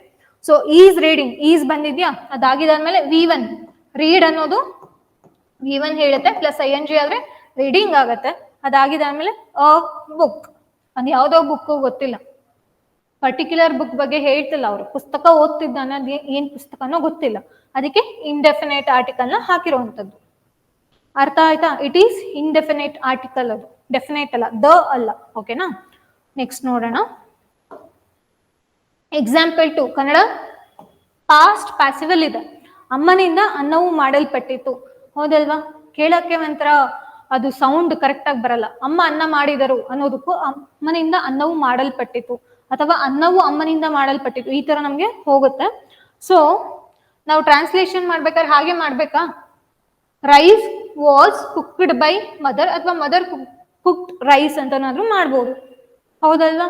ಅಲ್ಲಿ ಹೇಗಿದೆಯೋ ಪ್ಯಾಸಿವ್ ವಾಯ್ಸ್ ಅಲ್ಲಿ ಇತ್ತು ಅಂದ್ರೆ ಪ್ಯಾಸಿವ್ ವಾಯ್ಸ್ ಅಲ್ಲೇ ಮಾಡ್ಬೇಕು, ಅಥವಾ ಆಕ್ಟಿವ್ ವಾಯ್ಸ್ ಅಲ್ಲಿ ಇತ್ತು ಅಂದ್ರೆ ಆಕ್ಟಿವ್ ವಾಯ್ಸ್ ಅಲ್ಲೇ ಮಾಡ್ಬೇಕಂತ ಏನಿಲ್ಲ. ಕರೆಕ್ಟ್ ಆಗಿ ಅರ್ಥ ಮಾಡ್ಕೊಂಡು ಪ್ಯಾಸೇಜ್ ಇಟ್ಕೊಂಡು ಅಲ್ಲಿ ಹೇಳಕ್ ಹೊರಟಿದ್ದಾರೆ, ಅಲ್ಲಿ ನೀವು ವಾಯ್ಸ್ ನ ಹೇಗ್ ಚೇಂಜ್ ಮಾಡ್ಬೋದು ನೋಡ್ಕೊಂಡು ನೀವು ಮಾಡ್ಬೋದಾಗಿರುತ್ತೆ. ಓಕೆನಾ? ಸೊ ಮಾಡಲ್ಪಟ್ಟಿತ್ತು, ಇದಕ್ಕೆ ನಾವು ವಾಸ್ ಕುಕ್ ತಗೊಂಡಿದ್ದೀವಿ, which is past passive form. Normal ಆಗಿತ್ತು ಅಂದ್ರೆ ಇದನ್ನ ನಾನು ಆಕ್ಟಿವ್ ಆಗಿ ತಗೊಂಡಿದ್ರೆ ಅಮ್ಮ ಅನ್ನವನ್ನು ಮಾಡಿದರು ಅಂತ ಬರ್ತಿತ್ತು, ಹೌದಲ್ವಾ? ನಾನು ಟ್ರಾನ್ಸ್ಲೇಟ್ ಮಾಡ್ಬೇಕಾದ್ರೆ ಇನ್ ಕೇಸ್ ಏನಾದ್ರು ನಾನು ಕೂಡ ಆಕ್ಟಿವ್ ಆಗಿ ತಗೊಂಡಿತ್ತು ಅಂದ್ರೆ ಮದರ್ ಕುಕ್ಡ್ ರೈಸ್ ಈ ತರ ಬರ್ತಿತ್ತು. ಓಕೆನಾ? ಸೊ ಅದೇ ನೀವು ಬರೀ ಒಂದೊಂದು ಸೆಂಟೆನ್ಸ್ ಇಟ್ಕೊಂಡು ಏನು ಹೇಗೆ ಟ್ರಾನ್ಸ್ಲೇಟ್ ಮಾಡಬೇಕು ಅನ್ನೋದು ಒಂದು ನಿಮಗೆ ಬೇಸಿಕ್ ಗೊತ್ತಾಗುತ್ತೆ. ಬಟ್ ಪ್ಯಾಸೇಜ್ ಫಾರ್ಮಲ್ಲಿ ತಗೊಂಡಾಗ ನೀವು ಕರೆಕ್ಟಾಗಿ ಟ್ರಾನ್ಸ್ಲೇಟ್ ಮಾಡಿ. ನೆಕ್ಸ್ಟ್ ಕನ್ನಡ ಫ್ಯೂಚರ್ ಆಕ್ಟಿವ್ ಅಲ್ಲಿ ಇದೆ, ಫ್ಯೂಚರ್ ಟೆನ್ಸ್ ಅಲ್ಲಿ ಇದೆ. ನಾವು ನಾಳೆ ಪ್ರವಾಸಕ್ಕೆ ಹೋಗುವೆವು. ಹೋಗ್ತೀವಿ ಅಂತ ಹೇಳ್ತಿರೋಂಥದ್ದು, ಹೋಗ್ತೀವಿ ಅನ್ನೋದು ಅದು ಆಡು ಭಾಷೆ ಆಗುತ್ತೆ, ಹೌದಲ್ವಾ? ಹೋಗುತ್ತೇವೆ ಅಂತಾನು ಕೂಡ ಬಳಸ್ಬೋದು. ಹೋಗಬಹುದು ಅಂದ್ರೆ ಅದೇನಾಗತ್ತೆ, ಅದು ಡೌಟ್ ಅಲ್ಲಿ ಆಗುತ್ತೆ, ಹೋದ್ರೂ ಹೋಗ್ಬೋದು ಅಥವಾ ಹೋಗ್ದಲ್ಲೇನು ಕೂಡ ಇಲ್ಲ. ಬಟ್ ಇಲ್ಲಿ ಫ್ಯೂಚರ್ ಟೆನ್ಸ್ ಪರ್ಫೆಕ್ಟ್ ಅಲ್ಲಿ ಬರ್ಬೇಕಿದು. ಹೋಗುವೆವು ಅನ್ನೋದನ್ನ ಹೋಗ್ತೀವಿ ಅಂದ್ರೆ ಆಲ್ರೆಡಿ ಡಿಸೈಡ್ ಆಗಿದೆ, ಪ್ಲಾನ್ ಆಗಿದೆ ಅನ್ನೋ ರೀತಿ ಇದೆ. ಸೊ ಇದನ್ನ ಟ್ರಾನ್ಸ್ಲೇಟ್ ಮಾಡ್ಬೇಕಾದ್ರೆ ಏನ್ ಮಾಡ್ತೀವಿ ನೋಡಿ, we will go on A trip tomorrow ಅಂತ ಹೇಳ್ತಿದೆ. ವಿ ನಾವು ಟ್ರಾನ್ಸ್ಲೇಟ್ ಆಗಿದ್ಯಾ, ಸಬ್ಜೆಕ್ಟು ಅದಾಗಿದೆ ಅಂದ್ಮೇಲೆ ವಿಲ್ ಬರುತ್ತೆ, subject plus will plus V1 plus object ಬರುತ್ತೆ ನಿಮಗೆ. ಓಕೆನಾ? So we will go on a trip tomorrow, ಈ ತರ ನಿಮಗೆ ಟ್ರಾನ್ಸ್ಲೇಟ್ ಆಗುತ್ತೆ. ನೆಕ್ಸ್ಟ್ ಇದಿಷ್ಟು ಏನಾಯ್ತು ನಮಗೆ, ಗ್ರಾಮರ್ ರಿಲೇಟೆಡ್ ಆಯಿತು. ಅಂಡರ್ಸ್ಟ್ಯಾಂಡಿಂಗ್ ಸೆಂಟೆನ್ಸ್ ಸ್ಟ್ರಕ್ಚರ್ ಇದು 4th ಸ್ಟೆಪ್ ಆಗಿರುತ್ತೆ. ಸೊ ನೋಡಿ, this is very very basic and ನಿಮಗೆ ಇದು ಗೊತ್ತಿರಲೇಬೇಕು. ಗೊತ್ತಿಲ್ಲ ಅಂತ ಅಂದರೆ ಕರೆಕ್ಟಾಗಿ ನೀವು ಟ್ರಾನ್ಸ್ಲೇಟ್ ಮಾಡಲಿಕ್ಕೆ ಸಾಧ್ಯನೇ ಇಲ್ಲ. ಒಂದೇನು ಗೊತ್ತಾ, ಸೊ ಕನ್ನಡದಲ್ಲಿ ತಪ್ಪಾದರೆ ನಮ್ಗೆ ಈಸಿಯಾಗಿ ಗೊತ್ತಾಗ್ಬಿಡುತ್ತೆ, ಯಾಕಂದರೆ ನಮ್ಮ ಮದರ್ ಟಂಗ್, ಹೌದಲ್ಲ, ಮಾತೃಭಾಷೆ. ಅದೇ ಇಂಗ್ಲೀಷಲ್ಲಿ ತಪ್ಪಾದರೆ ನಮಗೆ ಗೊತ್ತಾಗಲ್ಲ, ಅದೇ ಪ್ರಾಬ್ಲಮ್. ನಾರ್ಮಲ್ ಆಗಿ ಇಂಗ್ಲೀಷು ಟ್ರಾನ್ಸ್ಲೇಟ್ ಮಾಡ್ಬೇಕಾದ್ರೆ ಇಂಗ್ಲೀಷಲ್ಲಿ ಏನೋ ಒಂದು ಅರ್ಥ ಮಾಡ್ಕೊಂಡು ಕನ್ನಡಕ್ಕೆ ಟ್ರಾನ್ಸ್ಲೇಟ್ ಮಾಡ್ತೀವಿ. ಬಟ್ ಕನ್ನಡದಲ್ಲಿ ಬರೀಬೇಕಾದ್ರೆ ಗೊತ್ತು ಇದು ಏನೋ ತಪ್ಪಾಗ್ತಿದೆ, ಕರೆಕ್ಟಾಗಿ ಬರಿಬೇಕಂತ ಗೊತ್ತಾಗ್ಬಿಡುತ್ತೆ. ಕನ್ನಡದಲ್ಲಿ ಅರ್ಥ ಆಗುತ್ತೆ, ಕನ್ನಡ ಟು ಇಂಗ್ಲೀಷ್ ಟ್ರಾನ್ಸ್ಲೇಷನ್ ಮಾಡ್ಬೇಕಾರೆ ಕನ್ನಡ ಅರ್ಥ ಆಗುತ್ತೆ, ಆದರೆ ಅದನ್ನ ಇಂಗ್ಲೀಷಿಗೆ ಟ್ರಾನ್ಸ್ಲೇಟ್ ಮಾಡ್ಬೇಕಾದ್ರೆ ಏನಾಗುತ್ತೆ, ಅಲ್ಲೇನು ವಾಸ್ ಆಗ್ತಿದೀವೋ, ಈಸ್ ಆಗ್ತಿದೀವೋ, ಪಾಸ್ಟ್ ಟೆನ್ಸಲ್ಲಿ ಇದೆಯೋ, ಫ್ಯೂಚರ್ ಟೆನ್ಸಲ್ಲಿ ಇದೆಯೋ ಗೊತ್ತಾಗೋದಿಲ್ಲ. ಸೊ ಅದಕ್ಕೇನೆ ಕರೆಕ್ಟಾಗಿ ತಿಳ್ಕೊಬೇಕು. ಸೊ ಇಂಗ್ಲೀಷ್ದು ಸ್ಟ್ರಕ್ಚರ್ ಹೀಗೆ ಇರುತ್ತೆ, ಅರ್ಥ ಆಗ್ತಿದ್ಯಾ? ಯಾವ ರೀತಿ, subject verb object. She eats rice, ಚಿಕ್ಕ ಎಕ್ಸಾಂಪಲ್ ಕೊಟ್ಟಿರುವಂಥದ್ದು. ಕನ್ನಡದ್ದು ನೋಡಿ, ಸಬ್ಜೆಕ್ಟು ಆಬ್ಜೆಕ್ಟು ವರ್ಬ್, ಕರ್ತೃ ಕರ್ಮ ಕ್ರಿಯಾ, ಹೌದಲ್ವಾ? ಹೀಗೆ ಒಂದು ಸರಳ ವಾಕ್ಯ ಈ ರೀತಿನೇ ಇರುತ್ತೆ. ಅದೇ ಇಂಗ್ಲಿಷ್ ತಗೊಂಡಾಗ ಕರ್ತೃ ಇರ್ತಾನೆ, ಅದಾಗಿದ್ದಾದ್ಮೇಲೆ ಕ್ರಿಯಾ ಮತ್ತೆ ಕರ್ಮ, ಈ ರೀತಿ ಬರುತ್ತೆ. ನೋಡಿ, ಅವಳು ಅನ್ನವನ್ನು ತಿನ್ನುತ್ತಾಳೆ, ಹೌದಲ್ವಾ? ಆದ್ರೆ ನಾನು ಇದನ್ನ ಸೇಮ್ ಎಕ್ಸಾಕ್ಟ್ ಆಗಿ ಈ SVO ಫಾರ್ಮ್ ಅಲ್ಲೇ ಬರೀತೀನಿ ಅಂದ್ರೆ ಶಿ ರೈಸ್ ಈಟ್ಸ್ ಆಗತ್ತೆ ಇಂಗ್ಲಿಷ್ ಟ್ರಾನ್ಸ್ಲೇಷನ್ ಮಾಡ್ಬೇಕಾರೆ. ಸೊ ಅದಕ್ಕೆ ಸೆಂಟೆನ್ಸ್ ಸ್ಟ್ರಕ್ಚರ್ ಅನ್ನೋದು ತುಂಬಾ ಇಂಪಾರ್ಟೆಂಟ್. ಸೊ ಎಕ್ಸಾಂಪಲ್ ನೋಡಿ, ಹಿ ವಾಚಸ್ ಮೂವೀಸ್ ಅಂತ ಇದೆ, ಅರ್ಥ ಮಾಡ್ಕೋಬೇಕು. ಸುಮ್ಮನೆ ಅಂದ್ರೆ ನೋಡಿ, ಹಿ ಅನ್ನೋದು ಸಬ್ಜೆಕ್ಟು ಸಿಂಗ್ಯುಲರ್ ಅಲ್ಲಿ ಇದೆಯಾ, ವಾಚಸ್ ಅನ್ನೋದು ಇದು ಕೂಡ ಸಿಂಗ್ಯುಲರೇ ಇದೆ, ವರ್ಬು ಸಬ್ಜೆಕ್ಟು ವರ್ಬು ಎರಡು ಕೂಡ ಮ್ಯಾಚ್ ಆಗಬೇಕು. ಮೂವೀಸ್ ಅನ್ನೋದು ಪ್ಲೂರಲ್ ಇರಲಿ, ಅವ್ನು ಬರೀ ಒಂದೇ ಮೂವಿ ನೋಡ್ತಾನೆ ಅಂತ ಏನಿಲ್ವಲ್ಲ, ಮೂವೀಸ್ನ ತುಂಬಾ ನೋಡ್ತಾನೆ ಅನ್ನೋದನ್ನ ಮೀನಿಂಗ್ ಕೊಡ್ತಿರೋ ಅಂಥದ್ದು, ಬರೀ ಒಂದು ಮೂವಿ ಅಲ್ಲ. ಹಿ ವಾಚಸ್ ಮೂವಿನೂ ಆಗುತ್ತೆ, ಹಿ ವಾಚಸ್ ಮೂವೀಸ್ ಕೂಡ ಆಗುತ್ತೆ. ನೆಕ್ಸ್ಟ್ ಸಬ್ಜೆಕ್ಟ್ ಆಗುತ್ತೆ ಹಿ, ವರ್ಬು ವಾಚಸ್ ಆಗುತ್ತೆ, ನೆಕ್ಸ್ಟ್ ಆಬ್ಜೆಕ್ಟು ಮೂವೀಸ್ ಆಗುತ್ತೆ. ಓಕೆನಾ? ಕನ್ನಡ ಟ್ರಾನ್ಸ್ಲೇಷನ್ ಬಂತು ಅಂದಾಗ ಅವನು, ಹೌದಲ್ವಾ? ಹಿ ಅಂದ್ರೆ ಅವನು, ವಾಚಸ್ ಅಂತ ಅಂದ್ರೆ ನೋಡುತ್ತಾನೆ ಅಥವಾ ನೋಡುತ್ತಾನೆ, ಕರೆಕ್ಟ್ ಆಗಿದೆ. ನೆಕ್ಸ್ಟ್ ಮೂವೀಸ್, ಚಲನಚಿತ್ರಗಳನ್ನು, ಹೌದಲ್ವಾ? ಈ ತರ ಬರುತ್ತೆ. ಅವನು ನೋಡುತ್ತಾನೆ ಚಲನಚಿತ್ರಗಳನ್ನು ಅಂತ ಮಾಡ್ಲಿಕ್ಕಾಗತ್ತಾ? ಇಲ್ಲ. ನನಗೆ ಅವನು ಫಸ್ಟ್ ಸಬ್ಜೆಕ್ಟ್ ಬರಬೇಕು ಕನ್ನಡದಲ್ಲಿ, ಅದಾಗಿದ್ದಾದ್ಮೇಲೆ ಏನ್ ನೋಡೋದು ಅವನು, ಇದು ಆಬ್ಜೆಕ್ಟ್ ಆಗ್ಬೇಕು, ಅದಾಗಿದ್ದಾದ್ಮೇಲೆ ಏನ್ ಮಾಡ್ತಾನ ಅವನು, ನೋಡ್ತಾನೆ, ಹೌದಲ್ವಾ? SOV ಫಾರ್ಮೇ ಬರ್ಬೇಕಾಗತ್ತೆ. Next they are writing a letter ಅಂತ ಇದೆ ನೋಡಿ, ಯಾವ ಟೆನ್ಸ್ ಅಲ್ಲಿ ಇದೆ ಇದು, ಪ್ರೆಸೆಂಟ್ ಕಂಟಿನ್ಯೂಸ್ ಟೆನ್ಸ್ ಅಲ್ಲಿ ಇದೆ. ಪ್ರೆಸೆಂಟ್ ಕಂಟಿನ್ಯೂಸ್ ಆಲ್ರೆಡಿ ಹೇಳ್ದಲ್ಲ, ನಾನು ಏನಾದ್ರು ದೇ ಬಂದಿತ್ತು ಅಂದ್ರೆ ಆರ್ ಹಾಕ್ತಿದ್ದೆ ಹೆಲ್ಪಿಂಗ್ ವರ್ಬ್ ಅಂತ. ನೋಡಿ ಇಲ್ಲಿ ದೇ ಪ್ಲೂರಲ್ ಇದೆ, ಸೊ ಅದಕ್ಕೆ ಆರ್ ಬಂದಿದೆ. V1 plus ING, write plus ING writing ಆಗುತ್ತೆ ಅ ಲೆಟರ್, ಯಾವುದೋ ಲೆಟರ್ ಬರೀತಿದ್ದಾರೆ. ನಾನು ಟ್ರಾನ್ಸ್ಲೇಟ್ ಮಾಡ್ಬೇಕಾದ್ರೆ ದೇ ಸಬ್ಜೆಕ್ಟ್ ಆಗಿದೆ, verb are writing, object a letter ಆಗುತ್ತೆ. ಕನ್ನಡ ಟ್ರಾನ್ಸ್ಲೇಷನ್ ಮಾಡ್ಬೇಕಾದ್ರೆ ಅವರು ಪತ್ರವನ್ನು ಬರೆಯುತ್ತಿದ್ದಾರೆ, ಹೌದಲ್ವಾ? ದೇ ಅಂದ್ರೆ ಅವರು ಆಗತ್ತೆ. ಪತ್ರವನ್ನು ಅ ಲೆಟರ್ ಅಂತ ಏನ್ ಹೇಳಿದೀವಿ ಅದು. ನೆಕ್ಸ್ಟ್ ಆರ್ ರೈಟಿಂಗಿಗೆ ಇದು ಬರೆಯುತ್ತಿದ್ದಾರೆ. ಅರ್ಥ ಆಗ್ತಿದ್ಯಾ? ಕನ್ನಡದಲ್ಲಿ ಈಸಿಯಾಗಿ ಗೊತ್ತಾಗುತ್ತೆ, but English to Kannada to English ಮಾಡ್ಬೇಕಾದ್ರೆ ಸ್ವಲ್ಪ ಕೇರ್ಫುಲ್ ಆಗಿ ಮಾಡಿ. ನೆಕ್ಸ್ಟ್ ಕನ್ನಡ ಟು ಇಂಗ್ಲಿಷ್ ನೋಡಿ, shift from S O V to S V O ಅಂತ ಅಂದ್ರೆ ಎಸ್ ಒ ವಿ ಇದು ಕನ್ನಡ, ಅದು ಎಸ್ ವಿ ಒ ಇದು ಇಂಗ್ಲಿಷ್. ನಾನು ಊಟ ಮಾಡಿದೆನು, ಹೌದಲ್ವಾ? ಸೆಂಟೆನ್ಸ್ ಏನ್ ಹೇಳ್ತಿದೆ, ಕಂಪ್ಲೀಟ್ ಆಗಿದೆ ಆ ಆಕ್ಷನ್ ಅಂತ ಹೇಳ್ತಿರುವಂಥದ್ದು. ಸೊ ಅದಕ್ಕೆ ನಾವು ಏನು ಹ್ಯಾವ್ ಫಾರ್ಮ್ ನ ಬಳಸ್ಬೇಕಾಗತ್ತೆ. ನೋಡಿ, ನಾನು ಅಂದ್ರೆ ಐ, ಊಟ ಅಂದ್ರೆ ಫುಡ್, ಮಾಡಿದೆನು ಕಂಪ್ಲೀಟ್ ಆಗಿದೆ, ಮಾಡಿದೆನು ಅಂದ್ರೆ ಅಲ್ಲಿ ನಿಮ್ ಬೇಸ್ಡ್ ಆನ್ ಸೆಂಟೆನ್ಸ್ ಅದು ಹ್ಯಾವ್ ಈಟನ್ ಆಗತ್ತೆ, ಮೇಡ್ ಆಗಲ್ಲ. ಆಲ್ರೆಡಿ ಹೇಳ್ದೆ ಅದಕ್ಕೆ ಕೆಲವೊಂದು ಸಿನಾನಿಮ್ಸ್ ಗಳಿರುತ್ತೆ. ಸೊ ಸೆಂಟೆನ್ಸ್ ಸಂದರ್ಭಕ್ಕೆ ತಕ್ಕನಂಗೆ ನಾವು ಅದನ್ನ ಮಾಡ್ಬೇಕಾಗತ್ತೆ. ಓಕೆನಾ? ಟ್ರಾನ್ಸ್ಲೇಟ್ ಮಾಡ್ಬೇಕಾಗತ್ತೆ. I have eaten food. ಅರ್ಥ ಆಗ್ತಿದ್ಯಾ? ಈ ತರ ನಾವು ಟ್ರಾನ್ಸ್ಲೇಷನ್ ಮಾಡ್ಬೇಕಾಗತ್ತೆ. ನೆಕ್ಸ್ಟ್ ಮಗು ಆಟವಾಡುತ್ತಿದೆ. ಇಲ್ಲಿ ಆಬ್ಜೆಕ್ಟ್ ಏನಾದ್ರು ಕಾಣಿಸ್ತಿದ್ಯಾ? ನೋಡಿ, ಮಗು ಅನ್ನೋದು ಏನಾಗುತ್ತೆ, ಸಬ್ಜೆಕ್ಟ್ ಆಗತ್ತೆ. ಆಟವಾಡುತ್ತಿದೆ it is in continuous form, ಹೌದಲ್ವಾ? ಇದು ವರ್ಬ್ ಆಗತ್ತೆ. ಬಟ್ ನಮ್ಗೆ ಇಲ್ಲಿ ಯಾವುದು ಆಬ್ಜೆಕ್ಟ್ ಕಾಣಿಸ್ತಿಲ್ಲ. ಹಾಗಾದ್ರೆ ನಾವು ಯಾವ ರೀತಿನ ಫಾಲೋ ಮಾಡ್ಬೇಕಾಗತ್ತೆ? ಸಬ್ಜೆಕ್ಟು ಮಗು ಚೈಲ್ಡ್ ಆಯ್ತು, ವರ್ಬ್ ಆಟವಾಡುತ್ತಿದೆ ಈಸ್ ಪ್ಲೇಯಿಂಗ್ ತಗೊಬಹುದು. ಯಾಕಂದ್ರೆ ಮಗು ಅಂದ್ರೆ ಒಂದ್ ಬಗ್ಗೆ ಮಾತ್ರ ಮಾತಾಡ್ತೀವಿ, ಮಕ್ಕಳು ಅಂದ್ರೆ ಪ್ಲೂರಲ್ ಆಗಿರ್ತಿತ್ತು, ಹೌದಲ್ವಾ? ಸೊ ಅದಕ್ಕೆ ಈಸ್ ಪ್ಲೇಯಿಂಗ್ ಇದೆ, ಮಕ್ಕಳು ಆದ್ರೆ ಆರ್ ಪ್ಲೇಯಿಂಗ್ ಆಗಿರ್ತಿತ್ತು. ಟ್ರಾನ್ಸ್ಲೇಷನ್ ಮಾಡ್ಬೇಕಾದ್ರೆ ನೋಡಿ, ದ ಚೈಲ್ಡ್ ಈಸ್ ಪ್ಲೇಯಿಂಗ್ ಅಂತ ಹೇಳ್ತಿರುವಂತದ್ದು, ಹೌದಲ್ವಾ? ಅಬ್ಸರ್ವ್ ಮಾಡಿ, ದ ಚೈಲ್ಡ್ ಒಂದು ಮಗು ಬಗ್ಗೆ ಮಾತಾಡ್ತಿದೀವಿ. ಈಸ್ ಅನ್ನೋದು ಪ್ರೆಸೆಂಟ್ ಕಂಟಿನ್ಯೂಸ್ ಅಲ್ಲಿ ಹೆಲ್ಪಿಂಗ್ ವರ್ಬ್ ನಾವು ತಗೊಳ್ಬೇಕಾಗತ್ತೆ. Next playing V one plus ING, but we don't have any object here. So ಹಾಗಾದ್ರೆ ನಾವು ಯಾವ ರೂಲ್ಸ್ ನ ಫಾಲೋ ಮಾಡ್ಬೇಕಪ್ಪ ಅಂತ ಅಂದ್ರೆ, ನಮಗೆ ನಾವು ಇಂಗ್ಲಿಷ್ ಟ್ರಾನ್ಸ್ಲೇಷನ್ ಮಾಡ್ಬೇಕಾದ್ರೆ ಯಾವ ರೂಲ್ಸ್ ಫಾಲೋ ಮಾಡಬೇಕು ಆ ರೂಲ್ಸ್ ಫಾಲೋ ಮಾಡ್ಬೇಕಾಗುತ್ತೆ ಅಷ್ಟೇ. The child is playing, object ನಿಮ್ಗೆ ಇಲ್ಲಿ ಏನು ಇಲ್ಲ, ಇಲ್ಲೂ ಕೂಡ ಏನು ಆಬ್ಜೆಕ್ಟ್ ಇಲ್ವಲ್ಲ, ಆಬ್ಜೆಕ್ಟ್ ಇಲ್ಲಿಗೆ ಬರ್ಬೇಕಿತ್ತಲ್ವಾ, ಏನೂ ಇಲ್ಲ object. So even though there is no object here, you still retain SVO logic in English. Subject comes first, verb follows ಅಂತಂದ್ರೆ ಸಬ್ಜೆಕ್ಟ್ ಫಸ್ಟ್ ಬರುತ್ತೆ, ಅದಾಗಿದಾದ್ಮೇಲೆ ವರ್ಬು ನೆಕ್ಸ್ಟ್ ಬರುತ್ತೆ. ನೆಕ್ಸ್ಟ್ ಇದು ಟ್ರಾನ್ಸ್ಲೇಟ್ ಕಂಟೆಕ್ಸ್ಚುಯಲಿ ಅಂತ ಹೇಳ್ತಿರುವಂಥದ್ದು.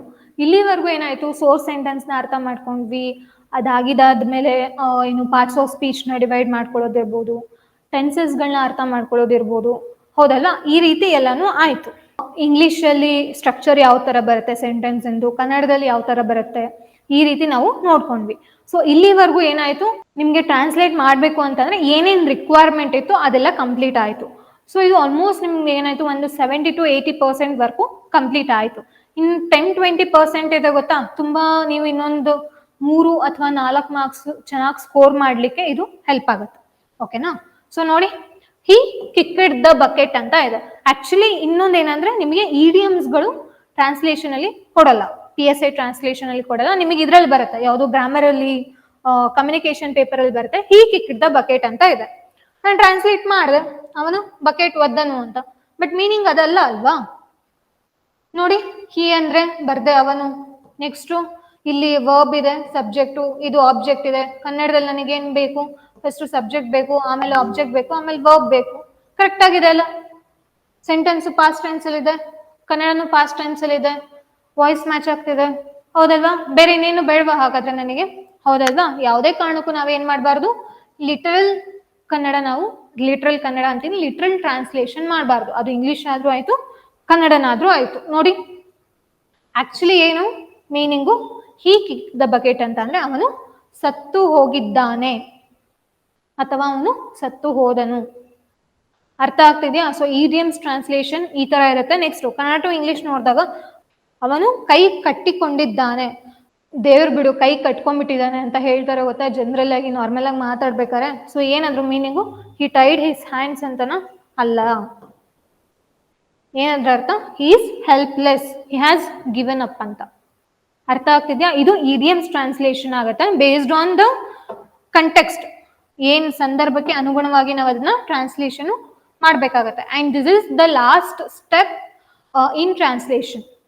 ಏನ್ ಮಾಡ್ಬೇಕು ನಾವು? Refine grammar and logic during translation in both directions.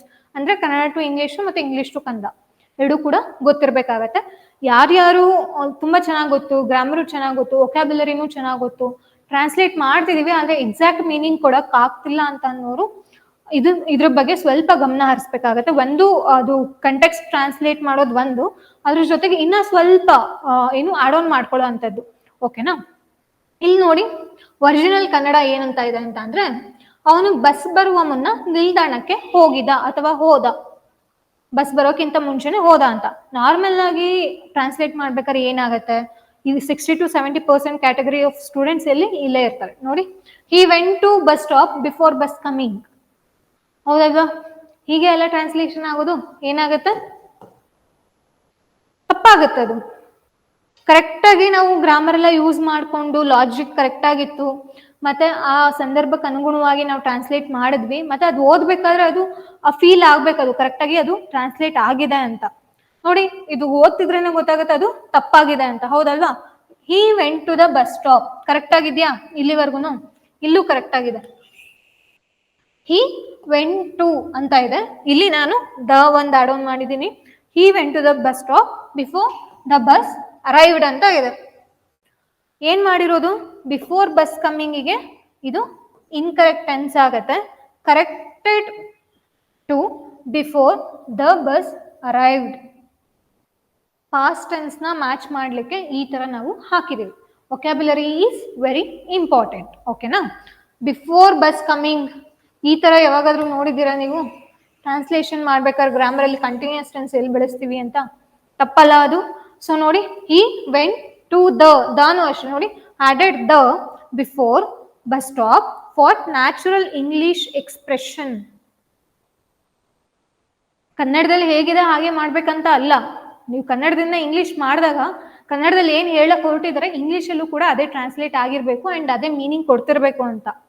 ಓಕೆನಾ? ಸೊ ಎಕ್ಸಾಕ್ಟ್ ಗ್ರಾಮರ್ ತೆಗೆದು ಇಲ್ಲೇ ಹಾಕ್ತೀನಿ ಹಾಗೆ ಹಾಕ್ತೀನಿ ಅಂತ ಅಂದ್ರೆ ನಮಗೆ ನ್ಯಾಚುರಲ್ ಆಗಿ ಅದು ವರ್ಕ್ ಆಗಲ್ಲ. ಅದು ಇಂಗ್ಲಿಷ್ ಟು ಕನ್ನಡನಾದ್ರೂ ಆಗಿರ್ಬೋದು ಅಥವಾ ಕನ್ನಡ ಟು ಇಂಗ್ಲಿಷ್ ಆದ್ರೂ ಆಗಿರ್ಬೋದು. ಇಲ್ಲಿ ಒಂದು ಆಡ್ ಆನ್ ಮಾಡಿದೀವಿ. Next before the bus arrived ಇಲ್ಲೂ ಕೂಡ ಆಡ್ ಆನ್ ಮಾಡಿದೀವಿ. ಇನ್ ಕೇಸ್ ಏನಾದ್ರು ಇಲ್ಲಿ ಹಾಕಿಲ್ಲ ಅಂದ್ರೆ ಈ went to bus stop before bus arrived ನೋಡಿ, ಅದು ಅಷ್ಟು ನ್ಯಾಚುರಲ್ ಆಗಿ ಇಲ್ಲ. ಆದ್ರೆ ಈ went to the bus stop before the bus arrived ಅಂತ ಅಂದ್ರೆ ಅದು ಕರೆಕ್ಟ್ ಆಗಿ ಮೀನಿಂಗ್ ಕೊಡ್ತಿದೆ. ಸೊ ಒಂದು ಬಸ್ ಹತ್ಲಿಕ್ಕೆ ತಾನೇ ಹೋಗ್ತೀವಿ ನಾವು ಪರ್ಟಿಕ್ಯುಲರ್ ಆಗಿ, ಅದಕ್ಕೆ ಅಲ್ಲಿ ದ ಆರ್ಟಿಕಲ್ ಮೆನ್ಷನ್ ಮಾಡಿರೋದು. ನೆಕ್ಸ್ಟ್ ಇಂಗ್ಲಿಷ್ ಟು ಕನ್ನಡ ತಗೊಂಡಾಗ ಮೀನಿಂಗು ಹಾಳಾಗಬಾರ್ದು, ಇಂಟ್ಯಾಕ್ಟ್. ಓಕೆನಾ? ಕರೆಕ್ಟ್ ಆಗಿ ಇರಬೇಕು meaning. She didn't come to class ಅಥವಾ she didn't come to the class because it was raining heavily. ಅರ್ಥ ಆಗ್ತಿದ್ಯಾ? ಏನು, ಅವಳು ಕ್ಲಾಸಿಗೆ ಬರಲಿಲ್ಲ ಏನಂತ ಅಂದ್ರೆ ತುಂಬಾ ಮಳೆ ಬರ್ತಿತ್ತು. ಇದು ನಾರ್ಮಲ್ ಆಗಿ ಮಾತಾಡ್ತೀವಿ, ಟ್ರಾನ್ಸ್ಲೇಟ್ ಮಾಡ್ಬೇಕಾದ್ರೂ ಹಾಗೆ ಬರುತ್ತೆ ನೋಡಿ. She didn't come to class, ಅವಳು ತರಗತಿಗೆ ಬರಲಿಲ್ಲ ಏಕೆಂದರೆ ಮಳೆ ಜೋರಾಗಿ ಬರುತ್ತಿತ್ತು. ಇದಕ್ಕೂ ನೋಡಿ ಅದು ಮಾಡಿದ್ದೀನಿ ಲಿಟ್ರಲ್ ಕನ್ನಡ ಟ್ರಾನ್ಸ್ಲೇಷನ್ ಮಾಡಿದಾಗ. ಇಲ್ಲೇನಿದೆ ಎಕ್ಸಾಕ್ಟ್ ಆಗಿ ಹಾಗೆ ಟ್ರಾನ್ಸ್ಲೇಷನ್ ಮಾಡಿದಾಗ ಅವಳು ತರಗತಿಗೆ ಬರಲಿಲ್ಲ ಏಕೆಂದರೆ ಮಳೆ ಹೆಚ್ಚು ಬೀಳುತ್ತಿತ್ತು. ಹೌದಲ್ವಾ? ಈ ತರ ಬರಬಾರ್ದಲ್ವಾ? ಏನ್ ಬರಬೇಕು? ಜೋರಾಗಿ ಮಳೆ ಬರುತ್ತಿದ್ದರಿಂದ ಅವಳು ತರಗತಿಗೆ ಬರಲಿಲ್ಲ. ನೋಡಿ, ಈ ಸೆಂಟೆನ್ಸ್ಗೂ ಎಷ್ಟು ಡಿಫ್ರೆನ್ಸ್ ಇದೆ. ಹೌದಲ್ವಾ? ಅರ್ಥ ಮಾಡ್ಕೋಬೇಕು. ಅವಳು ತರಗತಿಗೆ ಬರಲಿಲ್ಲ, she didn't come to class correct ಆಗಿದೆಯಾ? ಬಿಕಾಸ್ ಏಕೆಂದರೆ ಇಟ್ ವಾಸ್ ರೈನಿಂಗ್ ಹೆವಿಲಿ, ಮಳೆ ಹೆಚ್ಚು ಬೀಳುತ್ತಿತ್ತು. ಹೌದಲ್ವಾ? ಆದ್ರೆ ಇಂಗ್ಲಿಷ್ ಅಲ್ಲಿ ಓದಿದಾಗ ಅದು ಕರೆಕ್ಟ್ ಆಗಿದೆ, ಕನ್ನಡದಲ್ಲಿ ಟ್ರಾನ್ಸ್ಲೇಷನ್ ಮಾಡಿದಾಗ ಕರೆಕ್ಟ್ ಆಗಿ ಬಂದಿಲ್ಲ. ಅದು ಲಿಟ್ರಲ್ ಟ್ರಾನ್ಸ್ಲೇಷನ್ ಆಗಿದೆ. ಇಲ್ಲಿ ಏನ್ ಅಕ್ಷರ ಇದೆಯೋ ಅದೇ ಅಕ್ಷರ ಟ್ರಾನ್ಸ್ಲೇಷನ್ ಆಗಿದೆ ಅಷ್ಟೇನೆ. ಹೌದಲ್ವಾ? ಆದ್ರೆ ತುಂಬಾ ಚೆನ್ನಾಗಿ ರಿಫೈನ್ ಮಾಡಿ ಮಾಡ್ತೀವಿ ಅಂತಂದ ಈ ನೋಡಿ, ಜೋರಾಗಿ ಮಳೆ ಬರುತ್ತಿದ್ದರಿಂದ ಅವಳು ತರಗತಿಗೆ ಬರಲಿಲ್ಲ. ಹೌದಲ್ವಾ? ಇದು ಚೆನ್ನಾಗಿದೆ ಅಲ್ಲ ಟ್ರಾನ್ಸ್ಲೇಷನ್. ಸೊ ನಾವು ಈ ಲೆವೆಲ್ಗೆ ಆದ್ರೂ ಅಟ್ಲೀಸ್ಟ್ ಕಲ್ತ್ಕೋಬೇಕಾಗತ್ತೆ. ಇಷ್ಟು ಕಲಿತ್ವಿ ಅಂತ ಅಂದ್ರೆ ಟ್ರಾನ್ಸ್ಲೇಷನ್ ತುಂಬಾ ಚೆನ್ನಾಗಾಗುತ್ತೆ. Original uses past tense, didn't come. ಹೌದಲ್ವಾ? Kannada needs past reason. Starting ಅಲ್ಲಿ ಮಳೆ ಹೆಚ್ಚು ಬೀಳುತ್ತಿತ್ತು, ಪ್ರೆಸೆಂಟ್ ಟೆನ್ಸ್ ಮಿಸ್ ಮ್ಯಾಚ್ ಆಗಿದೆ ಇಲ್ಲಿ. ಸೊ ಅದಕ್ಕೆ ನಾವೇನ್ ಮಾಡಿದ್ವಿ, ಸ್ಟಾರ್ಟಿಂಗ್ಗೆ ಹಾಕಿದ್ವಿ ಇದನ್ನ, ಜೋರಾಗಿ ಮಳೆ ಬರುತ್ತಿದ್ದರಿಂದ. ಇಲ್ಲಿ ಏನ್ ಲಾಸ್ಟ್ ಅಲ್ಲಿ ಕೊಟ್ಟಿದ್ರು, ನಿಮಿಷ ಇಲ್ಲಿ ಇಲ್ಲಿ ಅಬ್ಸರ್ವ್ ಮಾಡಿ, because it was raining heavily, ಇಷ್ಟು ತೆಗೆದು ನಾವೇನ್ ಮಾಡಿದೀವಿ, ಜೋರಾಗಿ ಮಳೆ ಬರುತ್ತಿದ್ದರಿಂದ. ಹೌದಲ್ವಾ? She didn't come to class ಅನ್ನೋದು ತೆಗೆದು ಕಂಪ್ಲೀಟ್ ಆಗಿ ಇಲ್ಲಿ ಹಾಕಿದೀವಿ. ಹೌದಲ್ವಾ? ಟ್ರಾನ್ಸ್ಲೇಷನ್ ಉಲ್ಟಾ ಆಗಿದೆ ಅಲ್ವಾ? ಇಲ್ಲಿರೋದು ಕಂಪ್ಲೀಟ್, ಲಾಸ್ಟ್ ಅಲ್ಲಿರೋದು ಫಸ್ಟ್ ಅಲ್ಲಿ ಬಂದಿದೆ, ಫಸ್ಟ್ ಅಲ್ಲಿರೋದು ಲಾಸ್ಟಿಗೆ ಹೋಗಿದೆ. ಸೊ ಇಷ್ಟು ಏನಾಗುತ್ತೆ ನಿಮಗೆ, ಒಬ್ಬ ವಿದ್ಯಾರ್ಥಿ ಅಥವಾ ಒಬ್ಬ ಆಸ್ಪಿರೆಂಟ್ PSI ಟ್ರಾನ್ಸ್ಲೇಷನ್ ಮಾಡಬೇಕು ಅಂತ ಅಂದಾಗ ಇಷ್ಟು ಸ್ಟೆಪ್ಸ್ಗಳನ್ನ ಫಾಲೋ ಮಾಡಬೇಕಾಗತ್ತೆ. ಇಷ್ಟು ಸ್ಟೆಪ್ಸ್ಗಳು ಫಾಲೋ ಮಾಡಿದ್ರೆ ನಿಮಗೆ ಟ್ರಾನ್ಸ್ಲೇಷನ್ ತುಂಬ ಚೆನ್ನಾಗಿ ವರ್ಕ್ ಆಗುತ್ತೆ. ಓಕೆನಾ? ಮಾರ್ಕ್ಸ್ ಕೂಡ ತುಂಬ ಚೆನ್ನಾಗಿ ಬರುತ್ತೆ. ಅಟ್ಲೀಸ್ಟ್ ಇಷ್ಟಾದರೂ ನಿಮಗೆ ಗೊತ್ತಿರಬೇಕು. ಇಲ್ಲಿ ನಾನು ಒಂದೊಂದು ಸೆಂಟೆನ್ಸೇ ಕೊಟ್ಟು ನಿಮಗೆ ಹೇಳಿದ್ದೀನಿ. ಸೊ ನೀವು ಪ್ರಾಕ್ಟೀಸ್ ಮಾಡ್ಬೇಕಾದ್ರೆ ಸ್ವಲ್ಪ ಸ್ಟಾರ್ಟಿಂಗಿಂದನೇ ಒಂದೊಂದು ಸೆಂಟೆನ್ಸು, ಆಮೇಲೆ 1 ವೀಕ್ ಒಂದೊಂದು ಸೆಂಟೆನ್ಸು, ಅದಾಗಿದ್ದಾದ್ಮೇಲೆ 2 ಸೆಂಟೆನ್ಸಸ್ಸು, 3 ಸೆಂಟೆನ್ಸಸ್ಸು, ಶಾರ್ಟ್ ಪ್ಯಾರಾಗ್ರಾಫ್ಗಳು. ಸೊ ಈ ಥರ ಪ್ರಾಕ್ಟೀಸ್ ಮಾಡ್ತಾ ಹೋದರೆ ನಿಮಗೆ ಈಸಿಯಾಗಿ ಏನು ಟ್ರಾನ್ಸ್ಲೇಟ್ ಮಾಡ್ಬೋದು. ಬಟ್ ಇನ್ನೊಂದು ಏನಂತ ಅಂದರೆ, ಬರೀ ಸಿಂಪಲ್ ಸೆಂಟೆನ್ಸ್ ನೀವು ಇಟ್ಕೊಂಡ್ಬಿಟ್ರೆ ಎಕ್ಸಾಮಲ್ಲಿ ಹಾಗೆ ಬರಲ್ಲ ಅಲ್ಲ. ಸೊ ಸ್ಟಾರ್ಟಿಂಗ್ ಸಿಂಪಲ್ ಸೆಂಟೆನ್ಸ್ ಇಂದ ಶುರು ಮಾಡಿ, ಆಮೇಲೆ ಸ್ವಲ್ಪ ಕಾಂಪ್ಲೆಕ್ಸ್ ಸೆಂಟೆನ್ಸಸ್ಗಳು, ಅಂದರೆ ತುಂಬ 1-2-3 ಸಬ್ಜೆಕ್ಟ್ ಇರುವಂಥದ್ದು. ಹೌದಲ್ವಾ? ಮತ್ತೆ ವರ್ಬ್ಸ್ಗಳು, ಹೆಲ್ಪಿಂಗ್ ವರ್ಬ್ಸ್ಗಳು ಇರುವಂಥದ್ದು, ಮೇನ್ ವರ್ಬ್ಗಳು, ಈ ಥರದ್ದು ನೀವು ಆಡ್ ಆನ್ ಮಾಡ್ಕೊಂಡು ಸ್ವಲ್ಪ ಕಾಂಪ್ಲೆಕ್ಸ್ ಸೆಂಟೆನ್ಸಸ್ಗಳನ್ನ ಟ್ರೈ ಮಾಡಿ. ಎಷ್ಟಾಗುತ್ತೋ ಇಲ್ಲೇ ನಾವು ಅಷ್ಟು ಪ್ರಾಕ್ಟೀಸ್ ಮಾಡಿದ್ರೆ ಎಕ್ಸಾಮ್ ಹಾಲಿಗೆ ಹೋದಾಗ ನಮಗೆ ತುಂಬ ಈಸಿ ಆಗುತ್ತೆ. ನಾವು ಕಡಿಮೆ ಪ್ರಾಕ್ಟೀಸ್ ಮಾಡಿಕೊಂಡು ವಿ ಕೆ ನಾಟ್ ಎಕ್ಸ್ಪೆಕ್ಟ್ ತುಂಬ ಚೆನ್ನಾಗಿ ಬರುತ್ತೆ ಟ್ರಾನ್ಸ್ಲೇಷನ್ ಅಂತ ಅಲ್ಲ. ಹೌದಲ್ವಾ? ಸೊ ಟ್ರಾನ್ಸ್ಲೇಷನ್ ಮಾಡ್ಬೇಕಾದ್ರೆ ಎಫರ್ಟ್ ಹಾಕಿ ನೀಟಾಗಿ ಅದನ್ನ ಕಲ್ತ್ಕೊಳ್ಳೋ ಅಂತ ಅಂದ್ರೆ ಅದು ಒಂದು ಸ್ಕಿಲ್ ಅಷ್ಟೇನೆ. ಅಂದ್ರೆ ಎಲ್ರೂ ಕೂಡ ಮಾಡ್ಬೋದು. ಅರ್ಥ ಆಗ್ತಿದ್ಯಾ? ಸೊ ಇಷ್ಟು ಟ್ರಾನ್ಸ್ಲೇಷನ್ ರಿಲೇಟೆಡ್ ಆಗಿರುತ್ತೆ.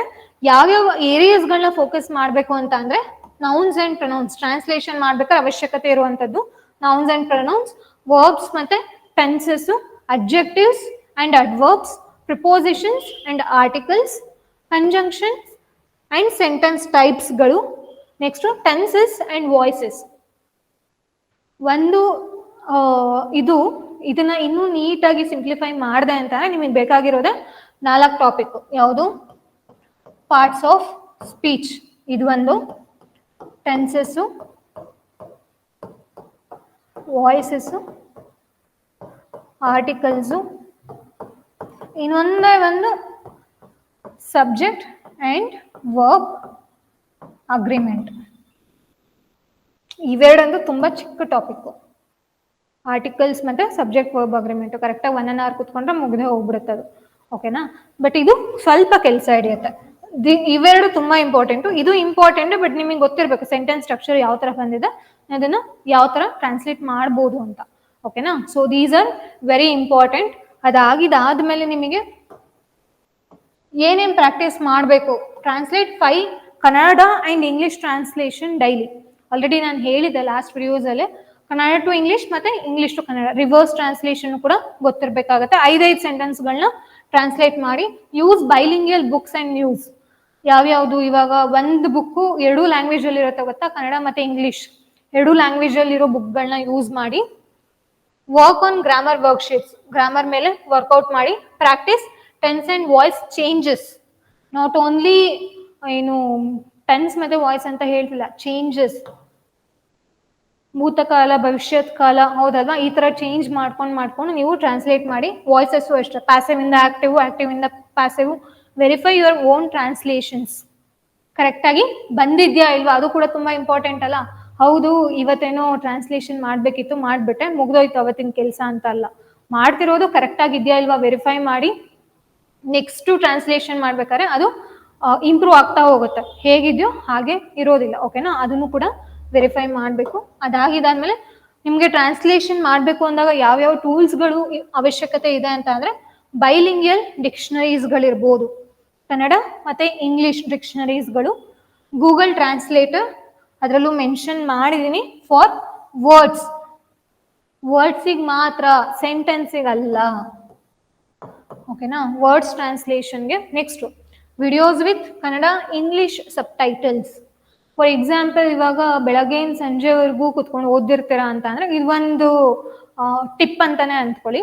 ಸೊ ಯಾರ್ಯಾರಿಗೆ ಇಂಗ್ಲಿಷ್ ಇನ್ನೂ ಕೂಡ ಇವಾಗಿನ್ನು ಸ್ಟಾರ್ಟಿಂಗ್ ಸ್ಟೇಜ್ ಇದೆ ಅಂತ ಅಂದ್ರೆ, ಮೂವೀಸ್ಗಳಿರ್ಬೋದು ಅಥವಾ ವೆಬ್ ಸಿರೀಸ್ಗಳಿರ್ಬೋದು, ಇಂಗ್ಲಿಷ್ ಸಬ್ ಟೈಟಲ್ಸ್ ಬರುತ್ತೆ ಗೊತ್ತಾ, ಅದನ್ನ ನೀವು ನೋಡ್ಬೋದು.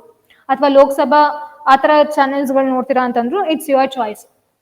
ಒಂದೇನು ಯಾಕೆ ಎಂಟರ್ಟೈನ್ಮೆಂಟ್ಗಳು ಆಪ್ಟ್ ಮಾಡಬೇಕು ಅಂತ ಅಂದ್ರೆ ಈಸಿಯಾಗಿ ಕಲಿತೀವಿ. ಫಾರ್ ಎಕ್ಸಾಂಪಲ್, ಎಷ್ಟೋ ಜನ ಟಿವಿಗಳನ್ನ ನೋಡ್ಕೊಂಡು ಅಲ್ಲಿ ಬರೋ ಮೂವೀಸ್ಗಳನ್ನ ನೋಡ್ಕೊಂಡು ಎಷ್ಟೋ ಜನ ಲ್ಯಾಂಗ್ವೇಜಸ್ನ ಕಲ್ತಿದ್ದಾರೆ, ಹೌದಲ್ವಾ?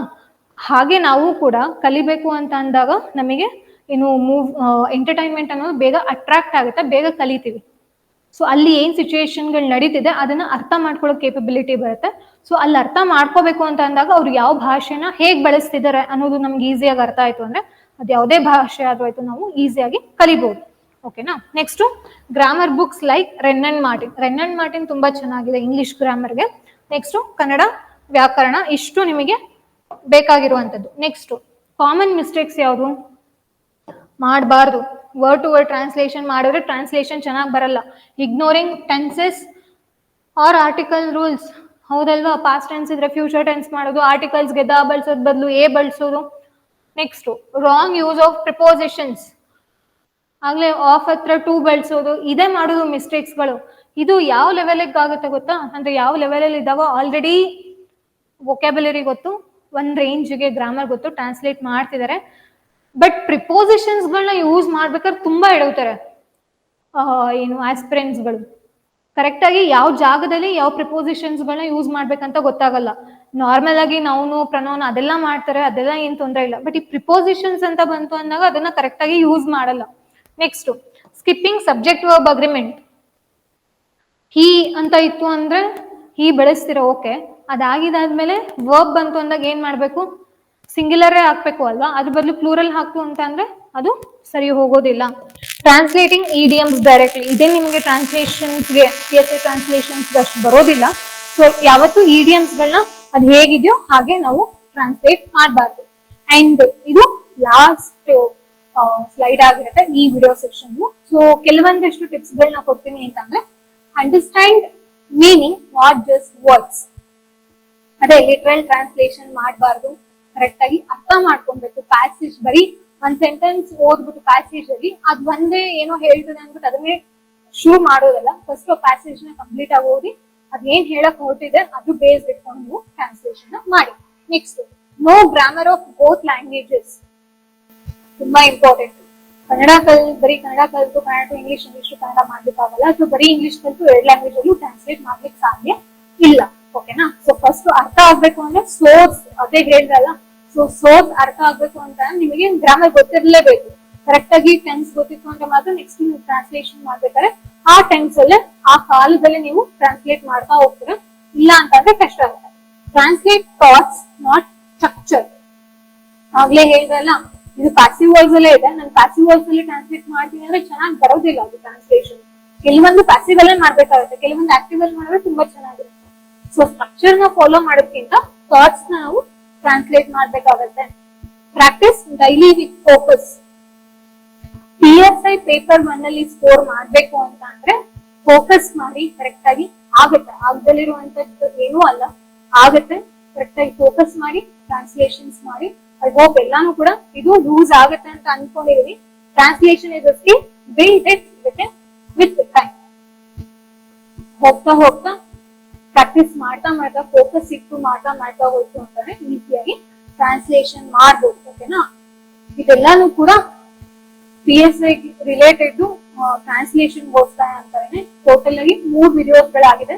ಮೊದಲನೇದು ವೊಕ್ಯಾಬುಲರಿ, ಇನ್ನೊಂದು ಗ್ರಾಮರ್, ಮತ್ತೆ ಇನ್ನೊಂದು ಲಾಸ್ಟ್ ಎಫೆಕ್ಟಿವ್ ಆಗಿ ಟ್ರಾನ್ಸ್ಲೇಷನ್ ಹೇಗ್ ಮಾಡ್ಬೇಕು ಅನ್ನೋದು.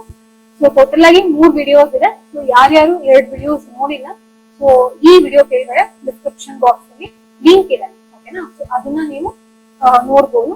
ಅಂಡ್ ಅದ್ರ ಜೊತೆಗೆ ನಮ್ಮಲ್ಲಿ ಈವ್ನಿಂಗ್ ಅಂಡ್ ಮಾರ್ನಿಂಗ್ ಬ್ಯಾಚಸ್ ಗಳು ಶುರು ಆಗ್ತಿದೆ. ಅಂಡ್ ಅದ್ರ ಜೊತೆಗೆ ಯಾರ್ಯಾರಿಗೆ PSI ಗೆ ಮೆಂಟರಿಂಗ್ ಅಥವಾ ಪರ್ಸನಲ್ ಗೈಡೆನ್ಸ್ ಬೇಕು ಅಂತಂದ್ರೆ ಇನ್ಸ್ಟಿಟ್ಯೂಷನ್ ನ ಕಾಂಟ್ಯಾಕ್ಟ್ ಮಾಡಿ. ಸೊ ನಾವು ಕೋರ್ ಬ್ಯಾಚ್ ನ ಅನೌನ್ಸ್ ಮಾಡ್ಬೇಕು ಅಂತ ಇದ್ವಿ. ಯಾರ್ಯಾರಿಗೆ ಇಂಟ್ರೆಸ್ಟ್ ಇರೋ ಇನ್ಸ್ಟಿಟ್ಯೂಷನ್ ನ ಕಾಂಟ್ಯಾಕ್ಟ್ ಮಾಡಿ.